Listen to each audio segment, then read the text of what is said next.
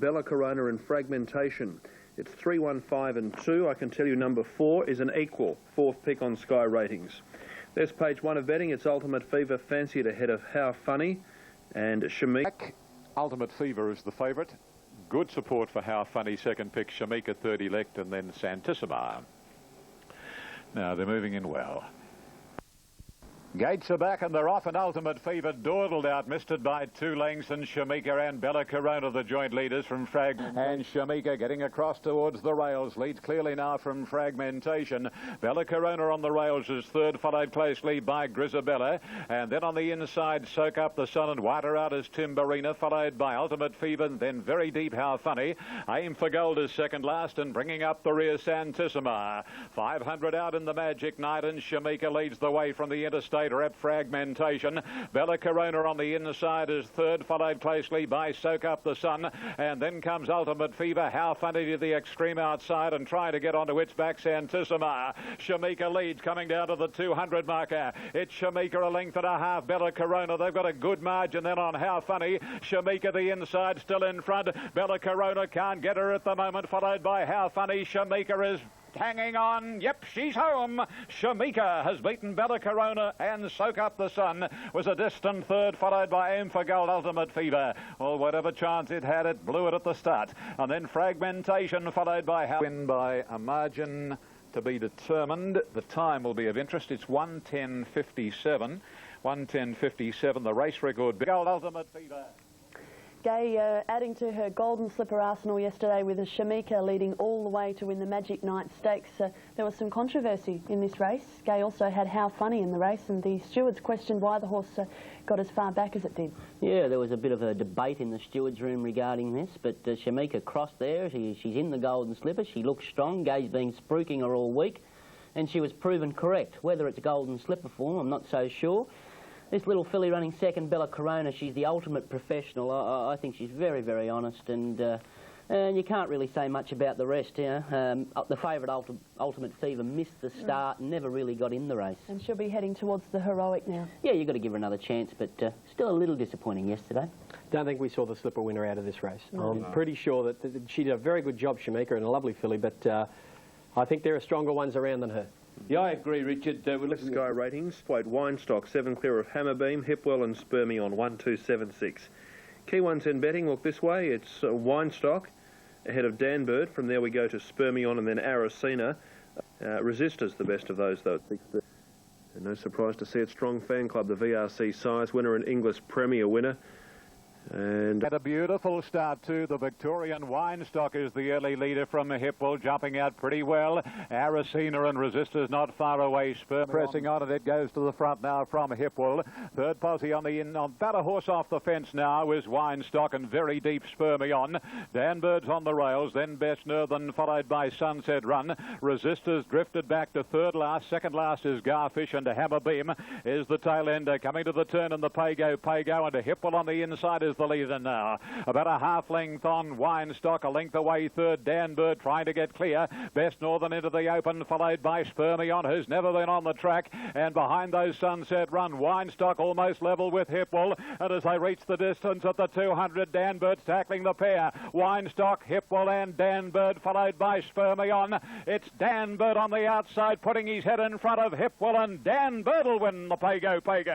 Danbird from Hipwell and Winestock, and then came Spermy on. Hammerbeam made up ground from Sunset Run, and then Garfish. Best Northern, Resistor ran second last, and Aracena, he ran his race before they jumped away with his atrocious barrier manners, and he finished tail. Now let's get a comparison. They've run 0.36 faster than the fillies have run. Tell you, it's all going according to Gerald Ryan's plans. He told me after the races yesterday that Rob McNulty has said to him he doesn't want the horse in the slipper and he will head towards the sires. Rob's been known to change his mind a few times. I don't know. I think that's not put in concrete as yet. He looked good with the quick backup yesterday, this horse. I don't know whether he could match a horse like Untouchable in the sires, but he did a good job after getting the soft run. Hipwell, he's a tough, honest little bugger. Spermy on did a good job. He was wide all the way and battled on. Success in Secret Land, just in front of the John Hawkes pair, Legally Bay and Koozie at $8. Exceed and Excel at $9. Yep, and the final acceptances. Are you going for Exceed and Excel? Yes, I am. On what? Ron, what's your slipper tip? Well, obviously, we're all going to say the same thing. The barrier draw is very, very important. I've been with the fillies all year, and I'm swaying to the colts now. I think Cousy, Skyline win, where he wasn't constant. Richard, what do you like then? Well, I've got no confidence in my tip at the moment, right? I'm going with Polar Success because if she draws an outside barrier, she's got no hope the way she races. But I did like this win. It ran the time. Hasn't run a bad race and just couldn't pick her up. She's only a little thing, but it's a real professional. It is. You know. Briefly, your tip? Well, I've been a Polar Success fan for a while. I'm dirty on the fact that Richard tipped it because it's like putting another 4 stone on its back. But the 3 kilo weight advantage... the ones you want to lay, that's the 3 kilo weight advantage that the fillies have got. The fillies have been running similar times to the colts all the way through, carrying the same weight as the colts. They go into the slipper with a 3 kilo weight advantage. It's a big, big plus. What's your worst one? Salutes. They're all newcomers to racing, 10 of them. It'll be terrific for them. I'll tell you what, they'll be lining up to get away, so he can sit there and he's... How come I'm in front on the horses to follow? I don't know. A mile in front I'm in. I And getting further in front on you people. Don't spruik too early. Spinner is launched tomorrow. Identities with their thoughts on the slipper. I've always been a fan of Hasner's. Oh, I like Cousy. I liked his run when he won in Sydney. Cousy, Polar Success and Exceed and Excel. I'd just stick with Waterhouse. Whatever she's got in, I'd stick with her. A horse like Nyala would be very hard to beat. I think he'd be coming home pretty solid at the finish of that race. Go Cousy. I thought he's got winning form and probably improve even further. So that's my tip at this stage. Niello, Hawks to trifecta it. On form, probably Cousy. He's a very good horse. See Northerly in Sydney. Yeah, let's hope I've done the right thing. I mean, it's a big ask for him today under the weights. 61 kilos is a lot of weight to carry. He's on the back up though, and he's a horse that likes to do that. Yeah, I think it looks... When you go through the prize earnings of his rivals here, they all add up to less than what Northerly has earned on the racetrack. Laguna Lake, our son of Sirheed, who's won 9... And the racing this time, Northerly jumped perfectly from the inside and is one of the early leaders. He's not going to lead, however, as Mr. Trickster goes to the front, Stowaway to second, Northerly third, Bedouin fourth. And Grand City is the leader. 3/4 terrific Taurus, length and a half, 2 lengths now. Mr. Trickster followed by Stowaway and then Majestically. Northerly rather awkwardly placed inside Bedouin, followed by Bowen, Laguna Lake, Rising Heights, Curator Storm, 2 lengths, Icy Pride, a length to Grampians. Payne can't get clear on Northerly as they round the corner. He's back 6th and setting the sail for the judge. Grand City, a length on terrific Taurus. Stowaway joining in, followed by Mr. Trickster. Northerly's got absolutely nowhere to go, and here's Laguna Lake down the outer. Past the distance, Grand City from Stowaway. Northerly still can't get clear. Grand City, 75 to go. A length on Bedouin, but it's Grand City. Grand City beat a photo. Bedouin wide out, Bowen between horses. Laguna Lake, Mr. Trickster, Northerly, forget he ever went round. Followed by Curator Storm, Stowaway Rising. 60 number 4, Quinella, 77.40. Exact Out in that race yesterday, isn't it? Exact at 242.40. Northerly, he was surrounded like Baghdad in that race yesterday. He had absolutely no hope. Well, how will punters react when he comes out and bolts in next week? I think Patrick will handle the booing. He's poker-faced Patrick. Well, Freddie, well, he's used to the booing in the old days. Them 3s on trotters galloping at the start. I don't think there'll be any problems. But punters won't forget. Punters won't forget back to laid the $1.70. But in his defence, when you have a good look at this race, he tried a few times to get off the fence, Patrick. At about the 1300 there, he edged off, but Huey's a pest. He's an absolute Well, he did the same thing on Bedouin when he won the race. Yeah, Gap back to Gordo and Accelerator, 1, 2, 6 and 4. Shogun Lodge chased home Lord Essex last year. Will he go one better this year? Hugh Bowman has the ride. One of the main races today, Shogun Lodge, Huey. What do you do there? Yeah, well, you know, you can't ride him any different this bloke. You just got to ride him for that huge finish that he's got. Very good book of rides today, and Lonro trying to be crowned King of the Hill. And Defire's the one challenging in fact, when you go through them all, bar Gordo, are Group 1 winners. So 6 of the 7, and Gordo would like to claim his first Group 1 scalp. Well, we've talked about this for more than 7 days, and the date has arrived with Ian Craig. Racing, and Defire left best from the inside. Dash for Cash has got ahead him, and Lonro going out after Dash for Cash from Scenic Peak. And then Accelerator, 1.5, Gordo, 3/4, Shogun Lodge. Not much Past the 900 marker and onto the side. Dash for Cash lopes along. The speed is very, very muddling. Lonrose sitting at his quarters second, a length and a half to Fire, who's snookered on the inside of Scenic Peak, and then Gordo inside of Accelerator, and 1.5 to Shogun Lodge. This is the order coming down to the 600 marker. Dash for Cash quickens marginally. 3/4 Lonro. Length and a half Scenic Peak, and Muntz is over on the rails on Fire. A length and 3/4 then coming Gordo, Accelerator and Shogun Lodge. Nicolet quickens on Dash for Cash as they straighten up, but Lonro is almost level with him. A length and a half to Fire, who's not out yet. There's room for him if he's good enough. And at the 200, Dash for Cash headed by Lonro. 2 lengths to Fire into the clear, but he's not picking up Lonro. Lonro's fans screaming their lungs out. This magnificent equine streaks away. Lonro, fantastic win from Dash for Cash. Third to Fire, then Gordo with Shogun Lodge, Scenic Peak and Accelerator. Simply too good. Simply too good. Effortlessly almost, yeah. Great. He's now unbeaten since winning the Group 1 McKinnon Stakes at Flemington. He can do no wrong. He's only going to improve on this performance today. And up against his arch nemesis, Defier, who's got him a few times before, but we got that one in the bag. So. And Lonrose race. Passenger really put himself there. He relaxed well, switched off, and just waited and waited and waited till I got to the furlong. And when they still weren't challenged, and a bit of a peep, and they were still a fair way off me, just let rip, and he just drew away from me. He's the best horse I've ridden. Tremendous effort today, lead, and but he just showed what he can do. He's a very special horse. Well, the race was over 200 metres after they jumped, with Lonrose settling in front with Dash for Cash. They dawdled in front early, and it was simply a sprint home. And Lonrose, well, he pushed the button and off he accelerated. I wouldn't be dismissing Defier on that run. He had no hope of running Lonrose down the way the race was run. The Doncaster is going to be a completely different race. It's a handicap, and they'll go along in front. So that's a race worth waiting for. Darren just wasn't a passenger. He did the right thing there. He summed that race up beautifully. He come out aggressively. He knew he was on the right horse, and he was just awesome when he accelerated here. Nothing could run him down the way you know the sectional said that told the tale. Were you surprised that Defier ended up settling where he did? He could have been more forward. Well, in retrospect, maybe he could have kicked up a little bit more and had Lonrose 3 deep just to work him that little bit. But that's just nitpicking. You know. He had a soft run in front, and he pinged the line very well. Is the comment by Darren Bevan to say that he's the best horse he's ridden, when you think of some of the greats he has ridden, including, of course, Octagonal, is really something else, isn't it? Glenn, as far as the fixed odds are concerned, Lonro hasn't been too good to you. No, Graham, going back to fixed odds, I'd have to say Lonro is a horse that has cost us the most money since we've been operating the fixed odds. The wins that he's had, that win yesterday, we gave $2.40. Best odds at the races yesterday was $2.30. So we didn't do anything wrong, but the punters definitely weighed into Lonro yesterday, and he was a bad result for us.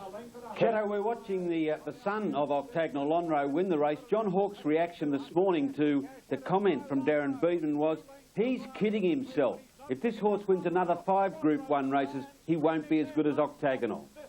Well, he might say that, but I tell you, he's a different horse to Octagonal. This horse is basically a sprinter who can get 2,000 metres. And, you know, when you want to sit and sprint home and take him on in that sort of race, you will get slaughtered by Lonro, because he can make those last 600 splits in no time.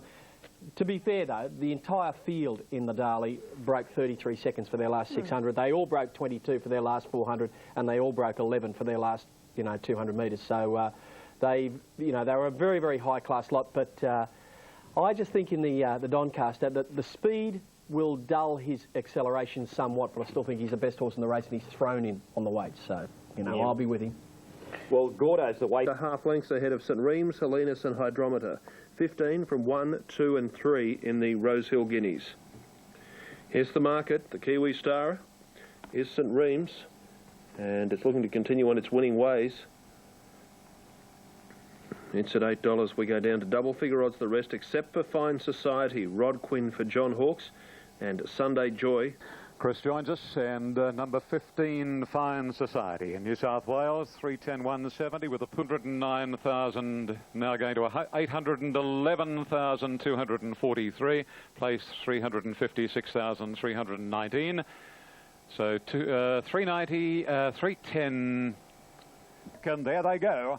And again, a very even dispatch, and Derby Parade, one of the roughies, is the early leader. St Reems to second, followed closely by Hydrometer, and then Rouge Homme, Vital Agreement. Fine Society right up there today, followed by Beaver.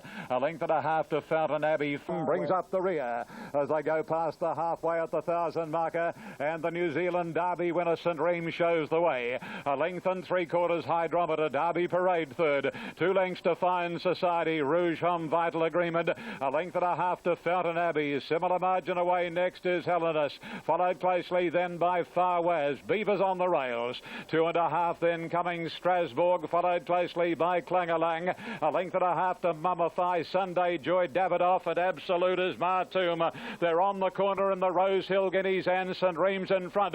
Hydrometer is starting to go out after the New Zealander. A length and a half. Third on the race is Derby Parade, and then Fine Society, Vital Agreement coming down the outer. Clangalang Beaver looking for inside runs. Hydrometer dashes to the lead at the 200. Hydrometer a length and a half. Derby Parade, Helenus, and here's Mummify. Beaver's getting up on the inside. Helenus after Hydrometer with Mummify, and Sunday Joy flying, but Helenus will win it. Helenus has won it. Great go for Miners. Mummify wide out with Sunday Joy and Clangalang from Beaver and Davidoff. Hydrometer walked the last 50 from Rouge Homme, and then came St Reems and Martoum, Strasbourg and Derby Parade. Vital Agreement, Far West, Fine Society dropped out and beat one to the line, and that was Fountain Abbey. Helenus wins the Rosehill Guineas. Going to Mummify, run a terrific race, and a different light is now being thrown on the AJC Derby. And Clangalang has run fourth. Joe McKinnon, a great return to form for the Victoria Derby winner. Congratulations, Leon. You've had your challenges with this horse, this preparation, and that was a fantastic effort to win today. Yeah, the horse done a good job. Big open spaces have helped us today. We had a few problems with the horse. He looks like we've rectified him now, so it was great. What would have pleased you so much during the running was to see him relax so well? Oh, he settled beautiful, you know. I thought at the 1200, I thought he'd be hard to beat. This is one of your finest. He's had no luck up until now, and the other day, you know, that track really didn't suit him. So I always knew coming back to Rosehill he'd be a different horse, and Leon's done a good job once again. And in saying that, the horse has still got improvement left in him, so it's going to be quite exciting. To get that horse to win the Guineas yesterday was one of the best training performances I've ever seen, Ron. He's had no end of problems with Helenus this preparation in Sydney, both through his bad habits in racing but also through injury. He made another gear change yesterday, trying the lugging bit on him. He relaxed beautifully in the race, and he was far too good for them. He had the edge on his rivals, simply that yesterday. Stephen King, though, was suspended for 6 meetings after causing interference to Sunday Joy in the early stages of the race in the first 200 metres, and that was the source of quite a bit of controversy yesterday. Certainly a marvellous training performance. He's been a bit of a headache this time in, but Leon's working him out. The big track did help him. Look at Clangalang here. Fair dinkum. He lost all momentum. Him and Sunday Joy should have fought the race out. There's no doubt in my mind about that. But the horse that had the best run won the race. I think this Derby's wide open. Clangalang no luck. Sunday Joy, well, I think she can emulate her mother and win an Oaks. You know, she's coming along beautifully for the Oaks. And excuses for Mummify. Look at him get hammered off the turn here and lost a bit of momentum as well. He's not out of the Derby at you, Jods. The favourite, Fine Society. Now, she just had a bee in her bonnet yesterday. She got galloped on in the early stages of the race, though. Well, something's hit her from behind, and she's reacted. Yeah, and she over-raced as a result of that. Exactly. And it's not in her makeup to do that. Look, she's just eased out of the race here. An interesting race, but I don't think the Derby's as clear-cut as we think. No, blanket finish like that, you've always got to be wary of, you know, different things. But some of the horses in that blanket finish, as you said, had no luck, and that they may improve with a decent run. Some of the jockeys there, it was a bit of a scrimmage early, a bit of a traffic jam, and there are probably plenty of excuses, Graham. Yeah, well, so there you have the beaten jockeys. Glenn, anything to add? Well, Graham, the big worry about the last 2 races, the Canterbury Guineas and the Rosehill Guineas, they've finished bunched, and there's been horses that have been very, very unlucky in both races. Like Sunday Joy probably should have bolted in there, and Clangalang should have been in the finish. Clangalang had a clear run in the Canterbury Guineas and still got beat. I think it was 4 lengths. I'd be very, very suspect about that. Clangalang had a clear run in the Canterbury Guineas, yeah, just plugged to the line, only fair. He ran a better race yesterday. I think all that did yesterday was confirm the form of Natural Blitz. Natural Blitz absolutely toyed with Mummify in Melbourne. So what's the market in the Derby? Work with the horse at track work, and he did praise him yesterday for those efforts. It's just a matter of whether he's locked into Strasbourg, who he's been riding in the Derby. I don't know whether Bard had let him off this late. Was disappointing at Strasbourg, He was, but he got a squeeze in the straight. Yeah, he was amongst that tightening in the straight, and he didn't run too bad. Okay. Star of Florida and a few of the others, you know, they're going to run along, and so you know, if it was 1,200 metres or something, you know, he'd look the winner, you'd think, but 1,000 metres might be his, he might get him the last bit, goes into the Galaxy after. Padstow about to get on with it. They're racing, and Star of Florida and Snowland bounced out in front, but Star of Florida has superior speed, and the Kempsey Galloper goes into second. Posse, Hurricane Stroller, Snowland third. A couple of lengths further back, Empire inside, Fair Embrace, Padstow next to last, and Cosmic Razors last. Star of Florida simply flying at the 620, leads nearly 5 lengths Hurricane Stroller, length and a half Snowland around Empire, then Fair Embrace, 3 lengths Padstow, 1 further back Cosmic Rays. Star of Florida out on his own coming to the turn at the 400. He must be 6 lengths on Hurricane Stroller and Snowland. Empire and Fair Embrace. They set sail for the judge, and Payne shakes up Star of Florida. He's 5 lengths on Snowland, and then Hurricane Stroller followed by Fair Embrace. Star of Florida still has a commanding lead. It should be a winning one. It is going to be a winning one, and Star of Florida all the way in the challenge from Snowland. Reckon Fair Embrace knows Cosmic Rays for third, and then Hurricane Stroller, Empire, and last to complete the course, Padstow. Too fast for them. Number 6, Star of Florida. He was just too fast for them. By Telesto from Tridon, trained by Pat Duff from Deegan in Brisbane for Mr. H.J. Plumley. 9 starts, 5 wins, 2 seconds and a third. And it turned out a treat by Pat this afternoon. Pretty in the ring, and I thought today when he went out, as Patrick said, he looks... No, he's an amazing speedy horse, you know, probably, fastest horse I've ever had, and I don't think there's too many that'd hold him anywhere in Australia. I tell you what, and I think you got the right jock on him. Anywhere in Australia. I tell you what, and I think you got the right jock on him. Sunline, where is she and what's happening? Still at the stables, Joe, and looks like at this stage she may be mated to a Northern Hemisphere stallion, Southern Hemisphere. Platinum Levered, and there they go. And one of the best to break was Derby Parade. So Assertive got out well, as did Pulitzer and Kablamo. Hookah Lodge, Platinum Scissors, then Takas, Rouge Homme, followed by Monty Grand and Galore. Next to last at Absolute Ceto Star. Must be 15 lengths off the lead, occupied by Takas, and down past the 700. And Takas leading a half to 3/4 Hookah Lodge. Derby Parade, one of the rank outsiders in third. Posse, fourth So Assertive. And then comes Pulitzer, followed by Rouge Homme and Kablamo. Shuffle back. Platinum Scissors hooking to the extreme outside, and then Boyd as they round the corner, and Takas straightens up. 3/4 of a length on Hookah Lodge, a length for So Assertive being popped the question, and Platinum Scissors way out in the centre. He's coming with big strides, Platinum Scissors, and Natural Blitz is going with him. It's Natural Blitz and Platinum Scissors, So Assertive trying to match them, but the Victorian, it's Natural Blitz in front. Platinum Scissors can't beat off the Melburnian, and away goes Natural Blitz to win it from Platinum Scissors. Third home was So Assertive. Fourth, Ceto Star. Then came Pulitzer and Galante. Kablamo, Boyd and Celia Strike. Another 2.5 lengths then was Monty Grand. Derby Parade, Rouge Homme, Takas stopped to a walk, as did Hookah Lodge, who finished last. Welcome back from Dubai. Karen McAvoy for Doug Harrison. Natural Blitz beating Platinum Scissors and So Assertive, Richard. Yes, Natural Blitz there with the benefit of recent racing was able to just edge out Platinum Scissors, who was grinding away. I just thought the last 50 minutes, by the time Jim Cassidy had to straighten his mount to avoid him, so that's why I think it'll be. And this would be your biggest win in Sydney. Blitz, and he's the one to beat, in my opinion, for the Derby now. Oh, I've been a big fan of him, Joe, the Victorian. I spoke to Doug Harrison yesterday, and he said, this horse is cherry ripe before the race, and it will win. He said, but they just keep blowing him out in the odds.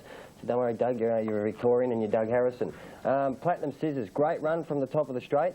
Does a fantastic job, Doug, Richie. Platinum Scissors from the top of the straight, and how do you pronounce that properly there, Wayne? Rouge Homme, Patrick Ferris's mount from the top of the straight. Patrick was in front of Platinum Scissors, and he shifted out, pushed him about 5 or 6 wide, committed Jim Cassidy outside. Nothing wrong with the ride there, Patrick.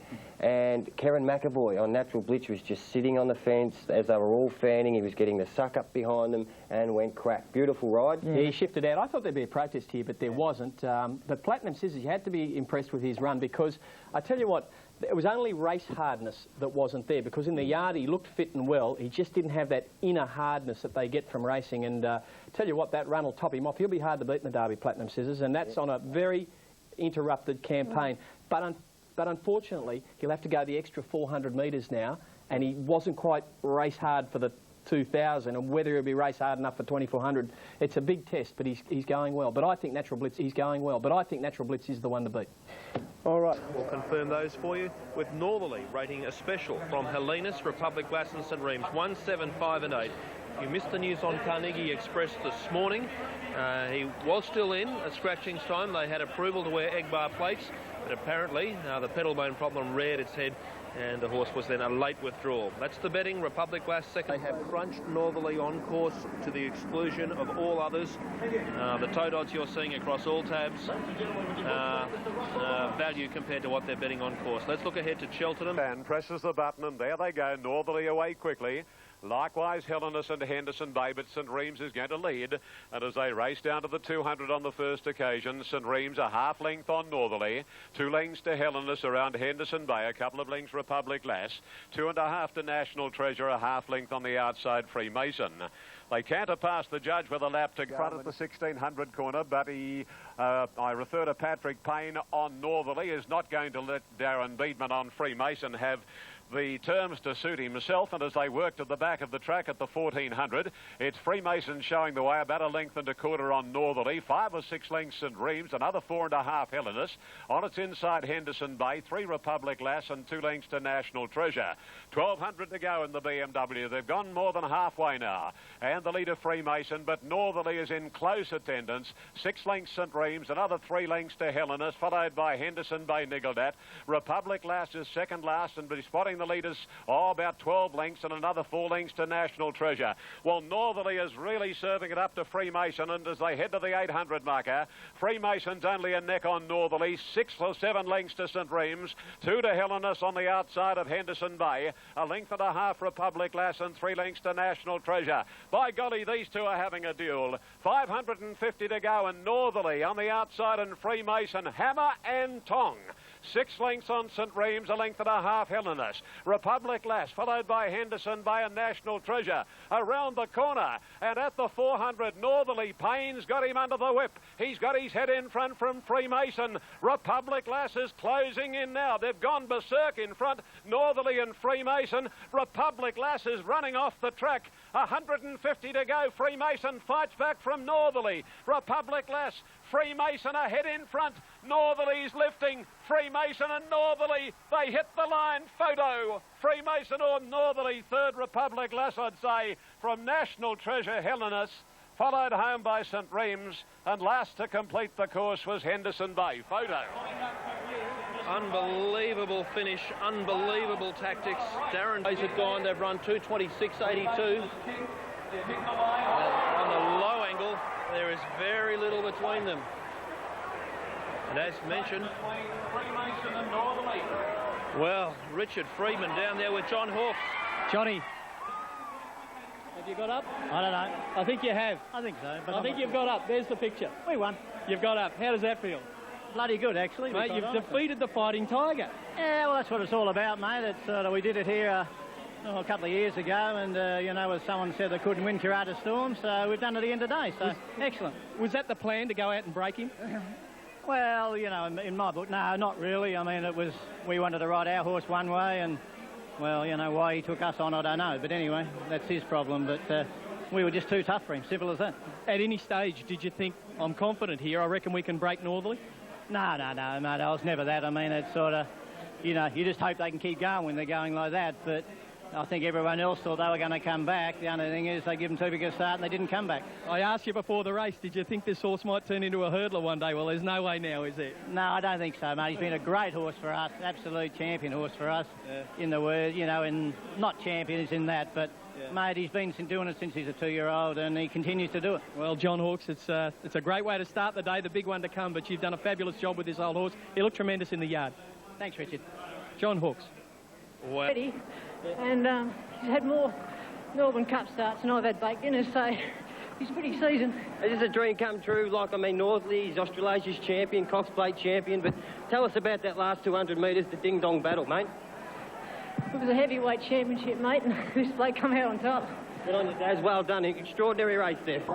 They've run a track record here, the fastest mile and a half ever run at Rosehill. It was the most extraordinary race, a short half head by 2 3/4 lengths. Well, he's won $3.3 million, Freemason, and today he has had his day in the sun. Oh, didn't Northerly and Freemason give us something to really stir the blood? A two-horse... A former track record of 2:26.87 Palos Verdes in 19... And sort of, you can make a mid-race move, well and good, he said. Earlier the better. Northley took it to me at the 1500. He wanted to lead, and I kept pressing on. And then he backed off. He tried me at the 1000. He tried me at the 600. He tried me at the 200. He threw everything he had, but this bloke just doesn't lay down. How close were you to handing up the lead? He actually got in front of me coming to the corner, and my bloke, and then he just struggled to get past me. This bloke just doesn't know how to stop. He's a true heavyweight champion, this bloke. He's a real fighter. It's funny with racing. If it had been Lonhro and Northerly, you'd say it's the greatest race you've ever... That great association. Battles I've seen at a racetrack in Sydney ever. It was the highlight of the day yesterday. An extraordinary effort by Freemason, a horse that hasn't won a race for a long time but been competitive at the top level for a long time, winning over $2 million in prize money going into yesterday's race. Tactically though, Simon, a very tough race. When I started to increase the tempo from about the 700, I knew I was going to battle to shake off Freemason, but it was a real tough fight, and my horse ran very well. Just wasn't able to shake off the other horse. Because I was off the bit, 1200 from home, you haven't got that, it dulls her sprint. She grinded away quite well to run third, you know, but she was beaten on her merits today. What did you think of all that? Well, you know I love Paddy Payne as a jockey. He's ridden some great races. But that has got to go down as one of his worst ever. You know, that ride, he tried to serve it up to Freemason on about 5 different occasions. He couldn't get past him any time. Daring tactics all ended in disaster. And at any stage, he could have taken a sit behind Freemason, given Northerly a nice soft run behind the leading horse, and peeled out and gone past him, I would expect. But no, we had to serve it up to him the whole way. It set it up for something behind. Luckily, they were good enough to keep going further in front and fight out the race. But, gee, he only had to take a breather for a second, and Northerly would have won. But do you think he underestimated Freemason? Oh, I'm sure he did. I'm sure he did. Yeah. But he didn't need to. Short half head the difference between you bagging him or him being a genius? Between success and disaster. If you own Northerly, if you train Northerly, you'd want to pull Paddy's skin off this morning. Richie, these two horses, 2,400 metres, right? Let's go put the pressure on from the 1,000 to 1,500. Who would you pick before the race to outbox the other one? Northerly or Freemason? Well, seeing one's won a Caulfield Cup with top weight, I would think Northerly. But how many Melbourne Cups had Freemason 3, won? and never got hot in any of them. Well, now Darren Beedman decided to hold the fence when Paddy took him on. So it was a stoush from the 1,500 metres between these two horses and these two jockeys. So from the 1,500 metres onwards, their minds were already made up. It was on for young and So old. are they good tactics, are they? I'm not saying they're the best tactics. Well, what are you saying? But what Paddy you will not bag a jockey, will you? I'm not. Look, it wasn't. Look, at the end of the day, it wasn't a pretty ride, Richie. But we're talking about. What do you mean tactics. a pretty ride? What does that mean? Pretty ride's box seating them. Is that what you would have done? Sit and sprint. Is that what you would have done? Northerly is a horse that wins every fight. He wins every fight, so he's trying to break Freemason's heart. He was the only horse to beat. And I would have thought, and you just said it about the form leading into the race, that Patrick thought that Northerly, when it can, and you know what, you think you've put by a far better stake going over the last 800 metres of the And race. having said all of that, they've run the first 1,800 metres 3.5 seconds faster than average and gone on to provide all of us there yesterday with one of the greatest spectacles we've seen. I agree with for a that. long And Paddy time. Payne and I are friends, and will remain friends. But he knows that I will speak my mind. Either. We don't know, but I'll tell you what, we've said enough about them. Horses back in the field, good run. Good run. Enough about Freeman, Ribe comes into this race with good form, the Arrowfield Stud Stakes. She's won 3, they've all been at Moonee Valley. Is that an issue for you? Well, she loves Moonee Valley and she does go very well there, but she has run good races at other tracks. I mean, I thought she should have won the CUNY at Flemington. She went down to lash there, but she was a good thing beaten, so I don't think she's incapable of winning races at other tracks, and I think she'll be a very good chance. Okay, there's the Sky ratings. 1 and 4 equal on top, ahead of 3 and 6. Hierogramp from the John Hawkes team is Oaks bound, but as John mentioned, the barrier draw is the concern. Runners around here, Bumptuous and Shower of Roses. Bumptuous is safe, and Shower of Roses got out a 1.5 back in, a full 1.5, and is very nice value. The top. Racing this time, jumped in a nice even line too, and one of the early leaders is Bumptious from Bramble Rose, and Ribe going up quickly. The heavily backed Shower of Roses, Lash not far away with Bullaborg Easy, and then comes Sierra Dane. Down the back they go, and Shower of Roses at the 1200 marker must lead 7 lengths. Bullaborg Easy second, 2 Ribe, and then Sierra Dane. Steadied coming onto the side of the track for Chrissy Muntz, and as they work their way to the 800, Shower of Roses must be still 6 lengths on Bullaborg Easy, and as they work down the side, Sierra Dane is third, 2.5 to Bramble Rose, and then Ribe, followed by Raspberry Ripple and Lashed on the outer.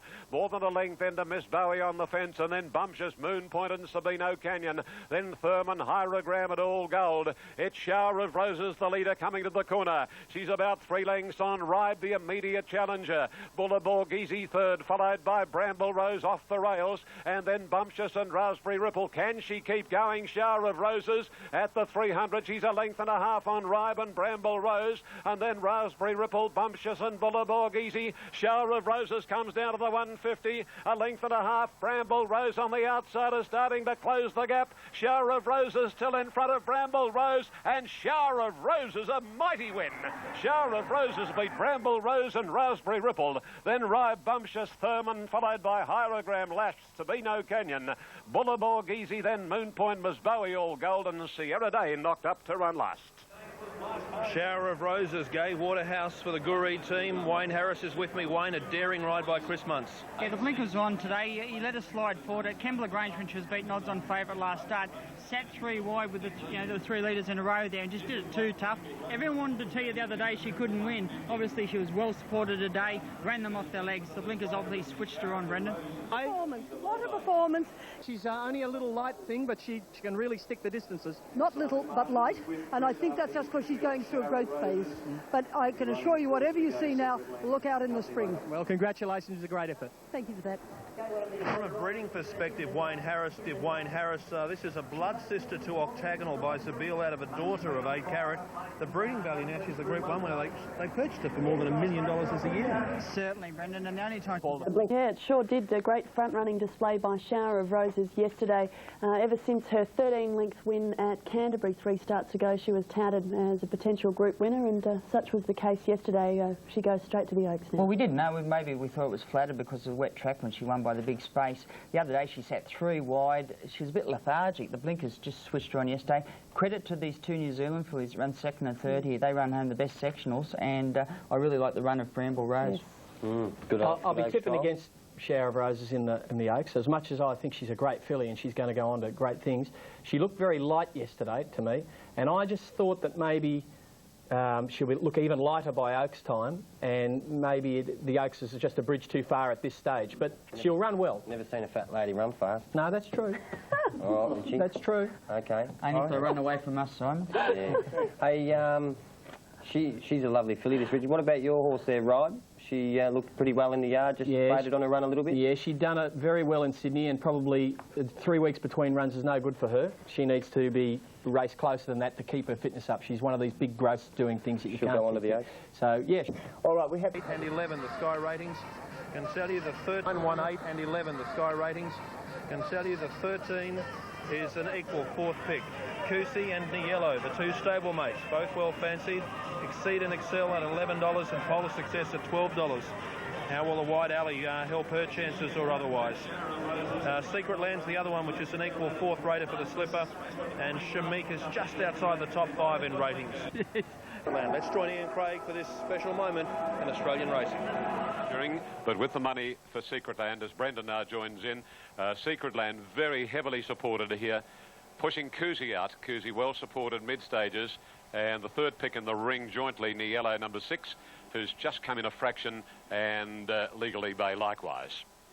So a very open race, but a ton of confidence around about Secret Land. Now, How Funny is starting to come up. Hammer Bean moving in. There's a lovely picture taken before the... They're racing in the slip. A beautiful start. Hammerbeam tending to drop off with Niello. Polar Success and Exceed Excel lead narrowly. Hallaberry to third, followed by Shamika, and making up ground quickly is Legally Bay, followed by Hasna. How Funny on the inside, and then comes Snip Attack, a length and a half to A Secret Land, followed by Syrinx, and then Frassasass and Koozie a long way back. The same for Dorky, and then Niello and Hammerbeam, and Face Values last. In the slipper, they sweep down past the 700. Exceed and Excel from Hasna. Polar Success back to third, Hallaberry fourth, Snip Attack going around the outside with Shamika. Two to Legally Bay, followed by Syrinx and How Funny, Secret Land, and then Dorky, followed by Koozie and Frassasass, and a good margin, Face Value, Hammerbeam, and the yellow is last of all as they turn the corner, and the leader is Exceed and Excel. Hasna's going after Exceed and Excel. Polar Success, followed by Shamika and How Funny, Hallaberry, and then Legally Bay, followed by Secret Land. Plenty of hopes inside the 200, Hasna and Polar Success. How Funny getting up on their inside. It's Polar Success hitting the front in the slipper. They won't get Polar Success, and Polar Success beat How Funny and Hasna. Then Shamika, followed by Dorkily and Legally Bay. A break then, Face Value, Secret Land, followed by Exceed and Excel in the yellow, and then Koozie, followed up by Hammerbeam, Hallaberry, followed then by Syrinx and Frassasass, and Snip Attack near enough to last in the slipper of 2003.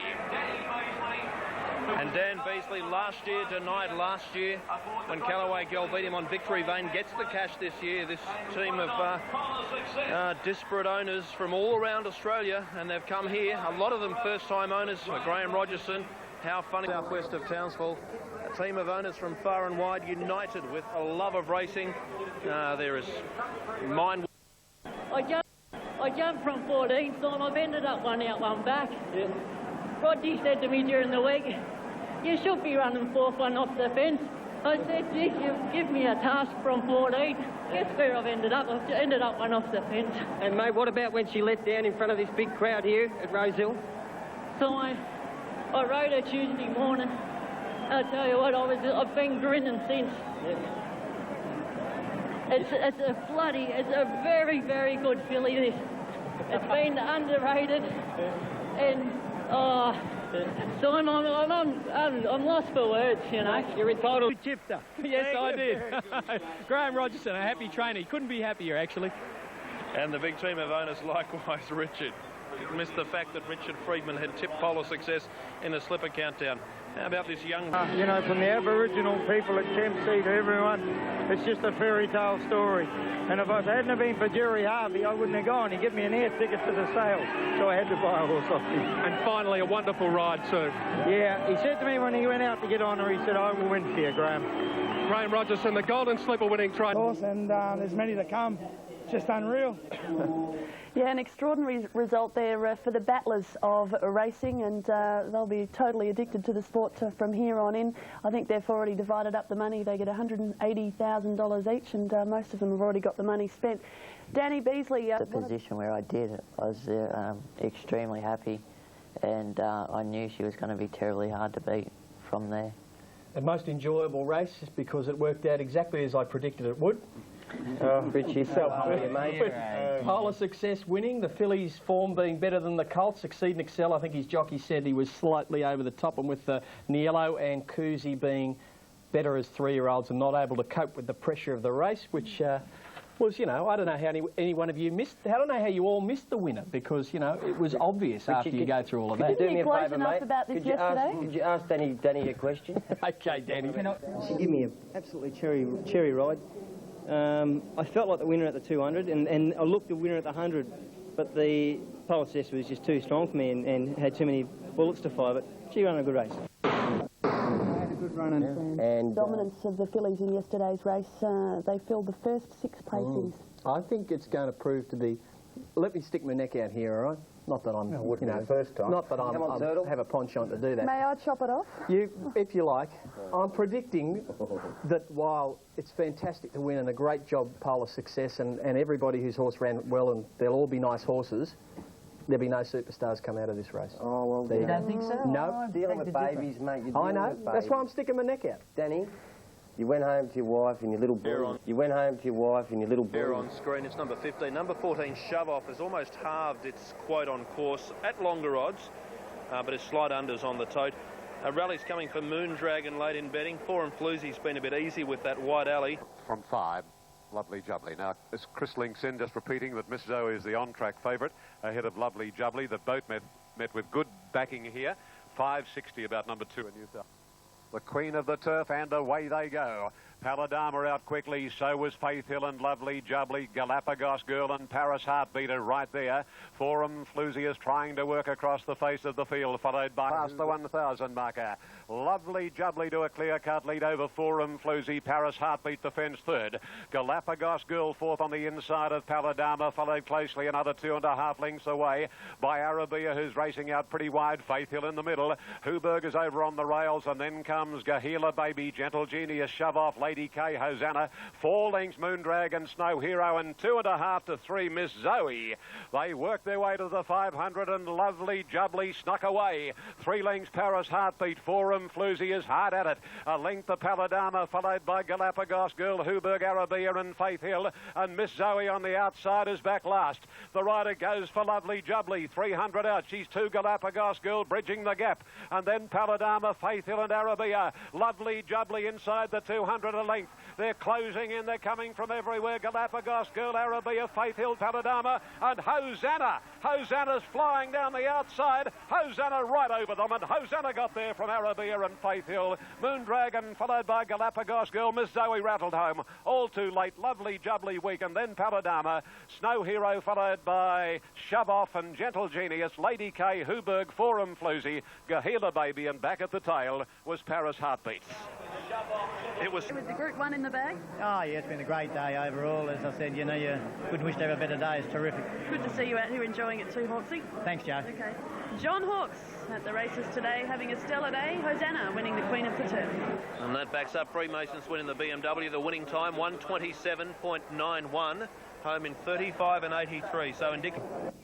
Yeah, Lovely Jubbly free balling in front set them a merry chase yesterday, and that set it up for something like Hosanna to come back. Did, Joe. Early in the day, horses weren't really finishing off, but they just went helter-skelter in this. I tell you what about the runner, Miss Zoe? Come from last with a big weight and run the best sectionals. Hosanna's always had the ability there. It was good to see her put her best foot forward yesterday. And, yeah. Moon Dragon, what do you make of her? She got home all right?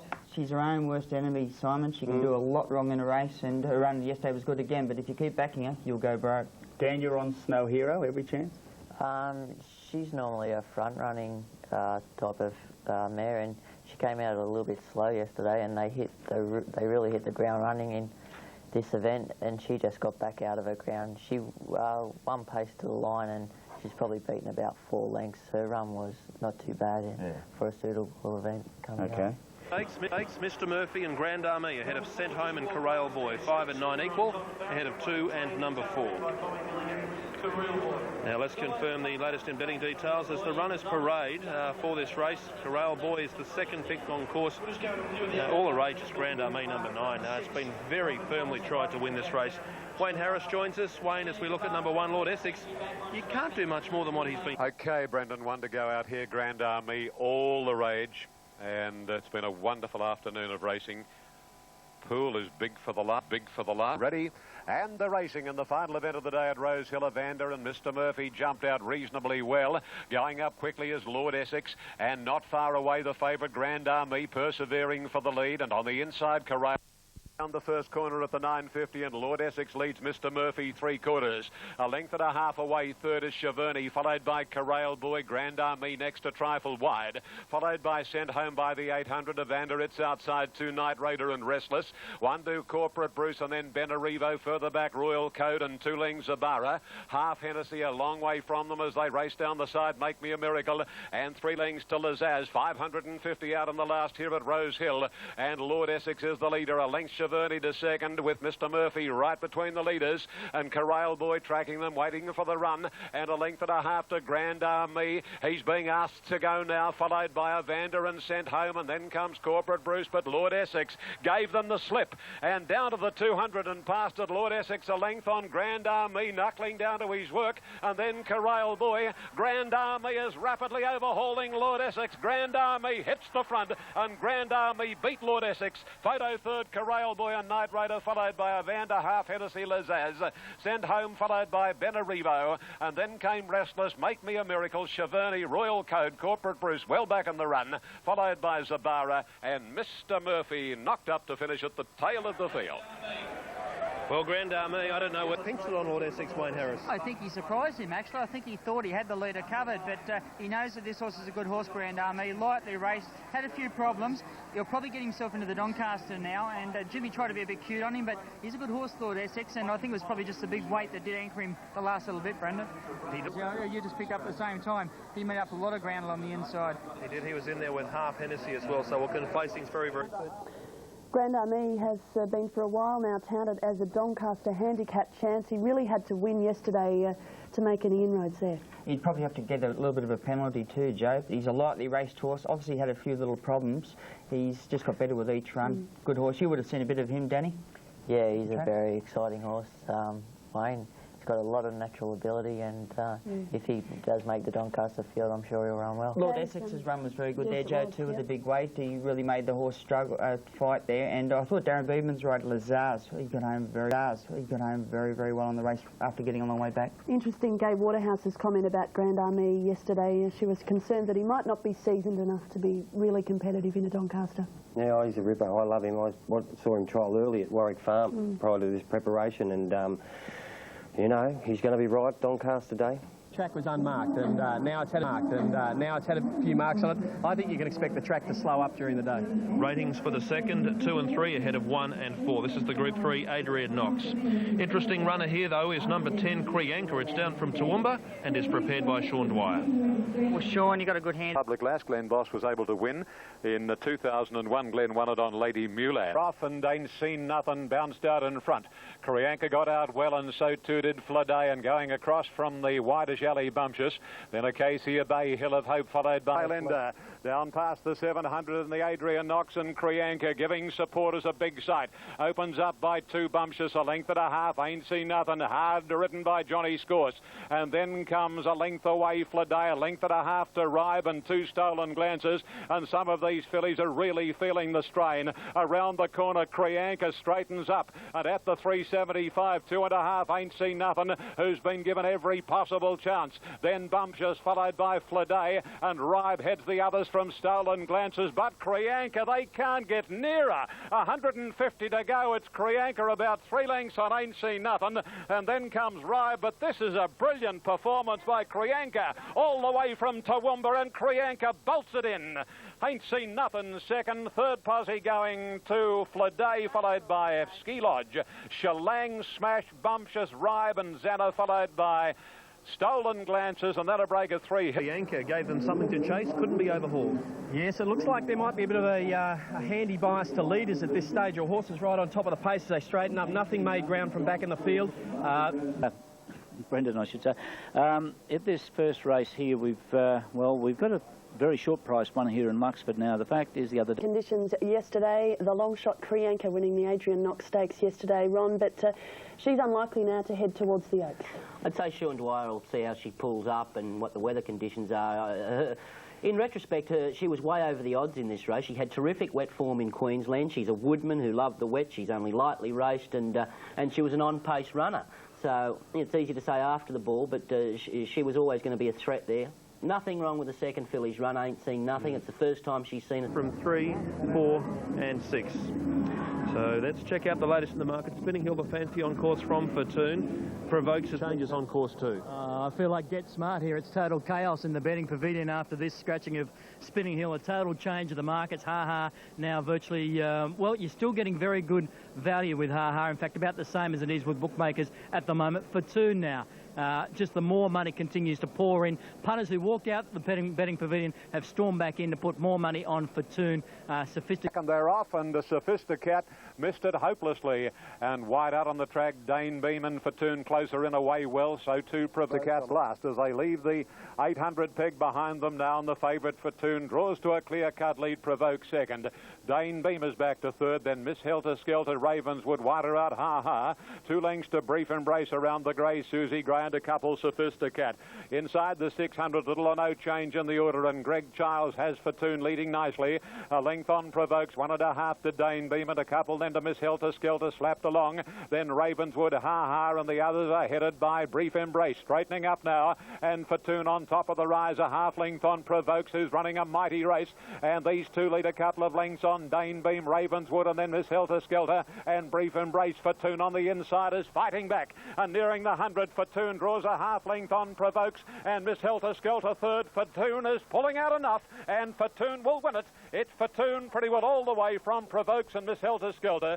Brief Embrace in company with Ravenswood for fourth, and then over on the rails next, Dane Beam, Ha, Susie Gray, Sophisticat, and if you've joined in late, Spinning Hill was a late scratching at 12:33. The sprint by? No. No. Secret Savings. Secret Savings, yes. Effort. She was taken on in front, but a different story yesterday. She got it all her own way. Big punters wanted to step into her just for that fact alone. She put the riding on the wall after being attacked the whole way last week, and the quick back up, being fit, loving the wet, and looking the likely leader. So punters rallied to her, and it paid off. Provokes was fantastic first up, always hard first up on a wet track to keep rallying, and she did well after sort of sitting outside the lead all the way. Miss Helter Skelter ran her usual honest race. Ha. Away National Treasure and Grey Song, 3 from 7, 8 and 9. Latest check of betting details. And County Tyrone. It's 11.87 at Caulfield. Now National Treasure at $7.80. Grey Song right in the market. Mr. Trickster with the services of leading and winning is maintained. County Tyrone clearly the best back runner. A clear cut on course favourite. Value on the tote. Lees.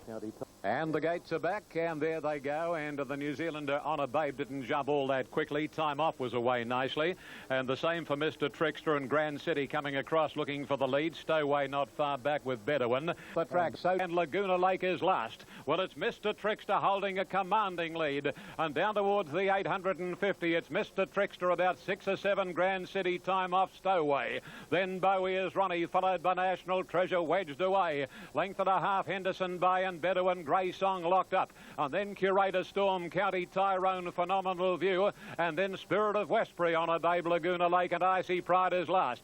Mr. Trickster down to the turn, 500 out, is coming back quickly. Lead Stowaway 3, a half to Grand City, a length the Time Off, and then National Treasure followed by Grey Song, who's looking for the way through, and County Tyrone grinds around them with the Kiwi Phenomenal View, and then Laguna Lake. They've got Mr. Trickster. County Tyrone is spreading quickly. Grey Song got the run. Honor Babe's made ground, and Laguna Lake's coming into it, but on the inside it's Grey Song. Grey Song from the Kiwi Honor Babe, but Grey Song is holding Honor Babe, and then County Tyrone, and Grey Song wins the Chairman's.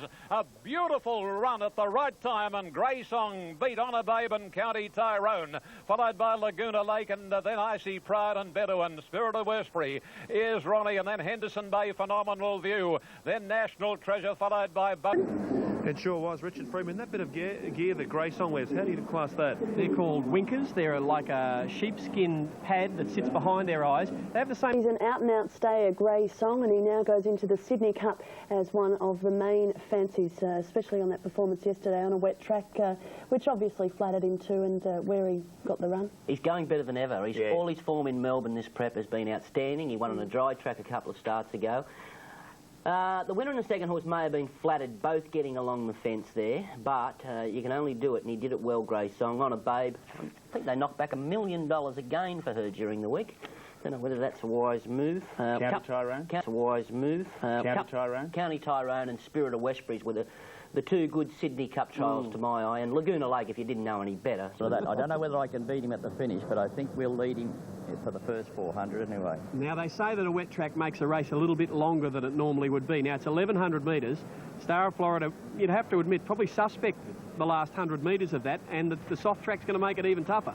Yes, that's the hurdle, without a doubt, Richard. I mean, he's raced well. As mentioned, Winestock Crunch to be a clear-cut favourite, still value on the tote. Late money for Secret Land, which is value. Pietna at longer odds is enjoying some... Time, and Pietna missed it by 2. And Winestock jumped away very swiftly and leads narrowly on Danish Magic, Secret Land and Dane's Jester. Wider Aim for Gold, then Olympus. And Muster Bashir is last. Down the side they sweep to the 800. And Danish Magic to a clear-cut lead over Winestock. Secret Land is third. Then Aim for Gold, Dane's Jester, followed by Olympus and a couple of lengths Epona Star. Classy Dane on its outside. One Secret between Sedex wide. And Pietna's on the rails. Then comes very deep out Bay Rakdar, followed by Pikalan. And 2 lengths to Muster Bashir in the heroic. They're coming to the corner. And Danish Magic given a steadier, a length and a half on the favourite Winestock. Secret Land at Aim for Gold, Dane's Jester, Olympus and then Sir Dex. Entering the straight and up the rise. Danish Magic shaken along. A length and a half on Winestock at Aim for Gold. Forget Secret Land and then Sir Dex. Danish Magic giving a great side and past the 200. It accelerates Danish Magic. Put 2 lengths Winestock. Sir Dex getting home late from Aim for Gold. But Danish Magic in no danger of defeat, and Danish Magic wins the heroic. Second Sedex, third Aim for Gold, then Dane's Jester, followed by Winestock. Another couple, Secret Land, Olympus, then Pietna, further back. Trained by Ross Simpson at Warwick Farm. Danish Magic. Now here's this pattern of horses getting away along the fence. It's been the place to be at Randwick today, hard up against that running rail, and that's Suiting the leaders to the front. Bit of work, but she is very tough. Once she gets there, she is like a bulldog. She fights and fights hard. Different levels of ability. Okay, the Sky ratings can't split the Kiwi galloper Sunray and the Victoria Derby winner Helenas. Ahead of Platinum Scissors and then Hydrometer. 1 and 13 ahead of 4 and number 3. Well, we saw an unbelievable Derby trial last weekend. That was over the 2,000 metres of the Tulloch Stakes, where Platinum Scissors and Natural Blitz clash. Jim Cassidy rides Platinum Scissors. Well, another one that might be a little bit doubtful, the wet grounds, Platinum Scissors. Jimmy, bit of, I suppose, disappointing for you because he's just really ticking away and going well at the moment. Yeah, just coming right at the right time. And, you know, the filly was fit. She was solid fit. He's going to run her in the Oaks next week. I can't ride her. I'll be committed to Thurman. But the way she, you know, just kept improving and kept running right to the line, the extra distance won't be a problem. Field stud Sunray is the favourite on our tote ahead of Helenas, but on course a different story as mentioned. It's Sunray who is the favourite and been solidly tried to win. It's come in 2.5 points, in fact now come in a full 3 points, so it's been crunched on course. Helenas with support and also Fine Society. Here's Ian Craig for his call of the Group 1 Derby. They're off this time. Davidoff just a little slowly away. Other than that, it was a beautiful start. And St. Reem's just the leader from Mummify. Third posse is taken by Hydrometer. Helenas working forward. Then Martoum, Fine Society. Boyd followed by Sunday Joy and Rouge Hom. Wider is Strasbourg. Then Beaver, Clang-a-Lang, followed by Platinum Scissors. Strasbourg. Another 2 lengths to Clang-a-Lang. Beaver at its quarters the outer. Then Davidoff, Natural Blitz. Off the track is Platinum Scissors. 2 Sunray, Cedo Star and Lashed is last. They're strung out like Brown's cows as they work out of the back and come down the side past the 950. And St. Reem's 2.5 lengths Helenas. Mummify 3/4 to a half on the rails. 2 Hydrometer, Fine Society. Then Martoum, Rouge Hom, Boyd, Strasbourg, Sunday Joy, Clang-a-Lang, Beaver. Then Natural Blitz, Davidoff, followed by Platinum Scissors. Sunray's a minute back. Lashed is second last and Ceto Star whips them in. 600 out in the Derby and St. Reem's a length and a half. Helenas, Mummify, Boyd going up quickly. Followed at the head of the others, Hydrometer, Fine Society, and then Strasbourg. And further away, getting up on the inside, Rouge Hom, Martoum, and then Clang-a-Lang as they round the home corner. Platinum Scissors second last. Mummify hits the front as they straighten up. Boyd second, Helenas third, and Strasbourg is starting to join in very, very swiftly, thank you. 2:50 to go. Strasbourg hits the front from Mummify. Here's Clang-a-Lang getting right up on the inside. He's finishing doggedly. Clang-a-Lang right up against the fence, grabs Strasbourg, and then Mummify, and Clang-a-Lang is racing away. A memorable Derby win. Clang-a-Lang has won at Strasbourg second. Third posse going to Mummify, followed by Boyd. Platinum Scissors made ground. Martoum, Rouge Hom, Lash, Natural Blitz, followed by Sunray, Helena, Sunday, Joy, St. Reem's, Davidoff, Beaver, Fine Society, and a Hydrometer. And Absolute was Ceto Star. Clang-a-Lang won the Derby. Clang-a-Lang from Strasbourg and Mummify when it looked as though Bart would get another Derby. Here comes Scott Seamer. He's back in the Group 1 winner's circle. He sure is, and what a welcome return it'll be for Scott Seamer. He's had a horrible time since he had that great run back in the spring when he won the Melbourne Cup, but Clang-a-Lang got the right run, stayed hard up against the fence. That's where they're winning, and got all the breaks in running, and a beautiful ride there by Scott Seamer to get Clang-a-Lang home. But Strasbourg will... Out the Canterbury Guineas because nothing's going wrong. We got one. You were convinced he was a better horse this preparation too? Well, he's done last preparation all on his first preparation. He raced here, he went to Brisbane, he come back, raced here again, went to Melbourne. Of course, improved, you know, and he'll just keep improving because I reckon he hasn't come up in front yet, and he'll be a better 4-year-old. Your biggest victory in Sydney? First runner in the Derby. Yeah. Track has been on the fence, and he's drew well again today, and we just had to hope for a bit more luck than we got last start. 12 months ago was spoken about before, you're in the zone, you couldn't do a thing wrong. A lot has gone wrong, you've had an injury, you're out of sight, out of mind, but now you're back. You told me a week ago it wasn't far away. Yeah, the media can hinder you a lot, they can help you a lot, but 12 months ago I did have the fall, and when I come back the media didn't help me much at all. I had a little bit of misfortune on a couple of horses in Melbourne, and I paid for it. But no luck in both the Canterbury and Rosehill Guineas, so it wasn't surprising to see him win like he did yesterday. Yeah, Gerald's done a terrific job with him. A lovely patient ride by Seamer. He just knew the fence, so the other blokes panicked, got a bit edgy. Mummify wandered here. If he stays on the fence, he finishes a lot closer, but this horse just railed like a greyhound and, you know, probably over the odds. I think the owners were very, very happy with Glenn Munsey on the show when he said he was a one-batter, and they put up 50 to 1, so they made a point of that to me. And he did have excuses in the Canterbury Guineas, apart from the Rosehill Guineas, which we know, because he did get crowded up in that. It's a lovely horse. I tell you what... The run of the race was Platinum Scissors. Oh, yeah, terrific to run 5th. Yep. Awesome. We'll hear from the beaten jockeys in just a second, Joe. Is on Clang-a-Lang, not too enamoured of the media there. Yeah, well, there's no value in that for Scott Seamer having a wrestling match with the media because, you know, if you wrestle with the media, it's like wrestling with a pig. You both get covered in mud, but the pig loves it.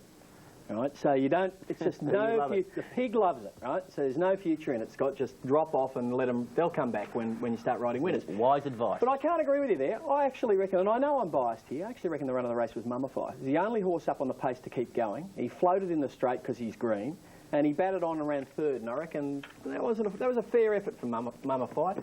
The second horse was a good effort too, and, you know, but the other horse... It's tough going, you know, he's sort of conditions tougher than what he's used to. But he sort of got on the back of, you know, the horse Kieran was on, and Jim Cassie, Platinum Scissors, and I thought they were 2 to follow, and I just couldn't go on there. I had a perfect. Ronnie, I think you've got to conclude that, you know, I think you're right when you said there he's not going as well as he was in New Zealand, St Reims. Well, the opposition's about 10 lengths inferior in New Zealand. I mean, you can't flog off all your best horses for the last 15 years to Hong Kong and Australia and maintain the standard. And I think it's pretty obvious at the moment that the standard's pretty low. Don't have a go at them. We've done pretty well out of it. Who has? One to us, we can't afford their horses. They just got inflated prices on them. Their form's not stacking up for the last couple of years. I think the New Zealand form, as you say, is something to be careful of. That horse was backed off the map yesterday. It's one of the biggest plunges in a Group 1 I've seen for a long, long time. $8 to $4.60. And what about the sprinting filly declaring? I mean, I was talking to some good Kiwi judges on Friday night, and they were saying this Sunray is a super horse. Well, I heard the same thing. You know. Obviously, I think the form out of yesterday's meeting is crap. So I'd be just putting a line through a bit of that form. Right. That's what you really think, right? All right, on that note, Keith. 5.5 furlongs. Yeah, 1,100 metres does sort them out. You can often see something sweep down the outside and win in a Galaxy. That's happened a lot, but not on this track today. This track has just favoured horses that get hard up against the fence. They don't always lead, but the winners have all stayed hard up against the running rail. And, well, it's a bit unfortunate that there's a pattern like that, but who knows? You know, you can take advantage of it, as Clang-a-Lang did in the Derby. The ratings 14, 15, 5 and 9. Check of betting details and on-course information. Let's head out to the bookies ring. Terry Kennedy, what's the latest on this Sprinters Clash? Geez, it's a very wide-open betting race, this one. Race 7 come out 15 minutes away now here at Randwick. Punter's having a hell of a time trying to sort it out. Our Egyptian Rain, there's a little bit of specking for it at double-digit odds. We're getting good overs on the tote at $10.80. Big overs on the tote. Our Egyptian is on the tote at $5.20. And Star of Florida is firm as well. But our Egyptian Rain, the best back runner of the day. OK, Terry, a break back with some thoughts from Richard Freedman in just... They're off this time. And it was a great start. Immediately Gabfest and Sports Brat drop off, and Our Egyptian Rain and Star of Florida going hammer and tong. Chocolate Starfish third, then Diamond Like and Into the Night, followed by Snowland, Fair Embrace and Bomber Bill. A length and a half for Wadi and a couple of lengths to Bradshaw and Sports Brat. And then Century Kid, Gabfest and Cosmic Razors last. They race down past the 650 and Star of Florida putting on the speed. Gets away, 2 lengths River Dove to second. Our Egyptian Rain is third, then Chocolate Starfish and Into the Night. And then Snowland followed wider out by Fair Embrace and a length and a half Diamond Like and Bomber Bill. Star of Florida straightens up, 2 lengths on River Dove. Our Egyptian Rain on the rails and 2.5 to Snowland. Star of Florida coming to the 250. He's still 2 lengths in front. Snowland is getting clear and he's going after the Queenslander Star of Florida, and then Our Egyptian Rain and Bomber Bill from Bradshaw. Star of Florida is starting to weaken. Snowland's gobbling him up. Snowland hits the front. Snowland beats Star of Florida. Third, Bradshaw, then Bomber Bill, Cosmic Rays, Our Egyptian Rain, Gabfest, River Dove, followed by Fawadi, Century Kid, Chocolate Starfish, and then came Sports Brat, followed home in the events by Into the Night, Fair Embrace, and tailed off. Andrew Baddock, who is the manager for Guri and the Syndicate, racing Snowland, won the Group 1 Galaxy in the last... I really like TJ Smith Stakes. He'll run in the TJ Smith Stakes in a fortnight's time, and then he'll be retired to Widden Stud, where I'm sure he'll be well received, especially after the Group 1 win. Yeah, he sure will be. A nice sprinting sire in the making. Snowland with a crucial Group 1 victory really for him yesterday with his breeding career. Not too far off. Definitely. Son of Snippets, sprinting sire. We need these horses in Australia to be standing at stud because, you know, we're all getting into this dour pedigrees, but this horse is, you know, he's sharp. Barrier 1 did help him yesterday, and that was the difference between winning and losing. He was gallant in defeat, Star of Florida. He just runs he's a 1,000-metre wonder, but just floundered that last 50 metres. Bradshaw's run was unbelievable, so was Cosmic Rays. Yeah, no, he was a good runner. Old Bradshaw, he's a beauty. Star of Florida, I thought he was going to fold up a lot quicker, but he took advantage of that inside section of the track, and I think that kept him going 50 metres longer than he probably normally would have. You can see him here, he looked the winner. Yeah. He looked like he'd just keep batting on, but once Snowland got out and got him rolling, and he just started to weaken Star of Florida, and Snowland grabbed him on the line. Now, I'm certain he'll go to the stud now with an absolutely full book at plenty of money. Snowland, he'll be very popular, don't worry about that. Spreading one racing. The Doncaster at Group 1 level. Richard Freedman, what do we make of this Group 1? No Defier, no Shogun Lodge, no Accelerator. Lonrose opened up short ahead of Thorn Park. I think it's a Lonrose race, I really do. I think he's advantaged by the soft track.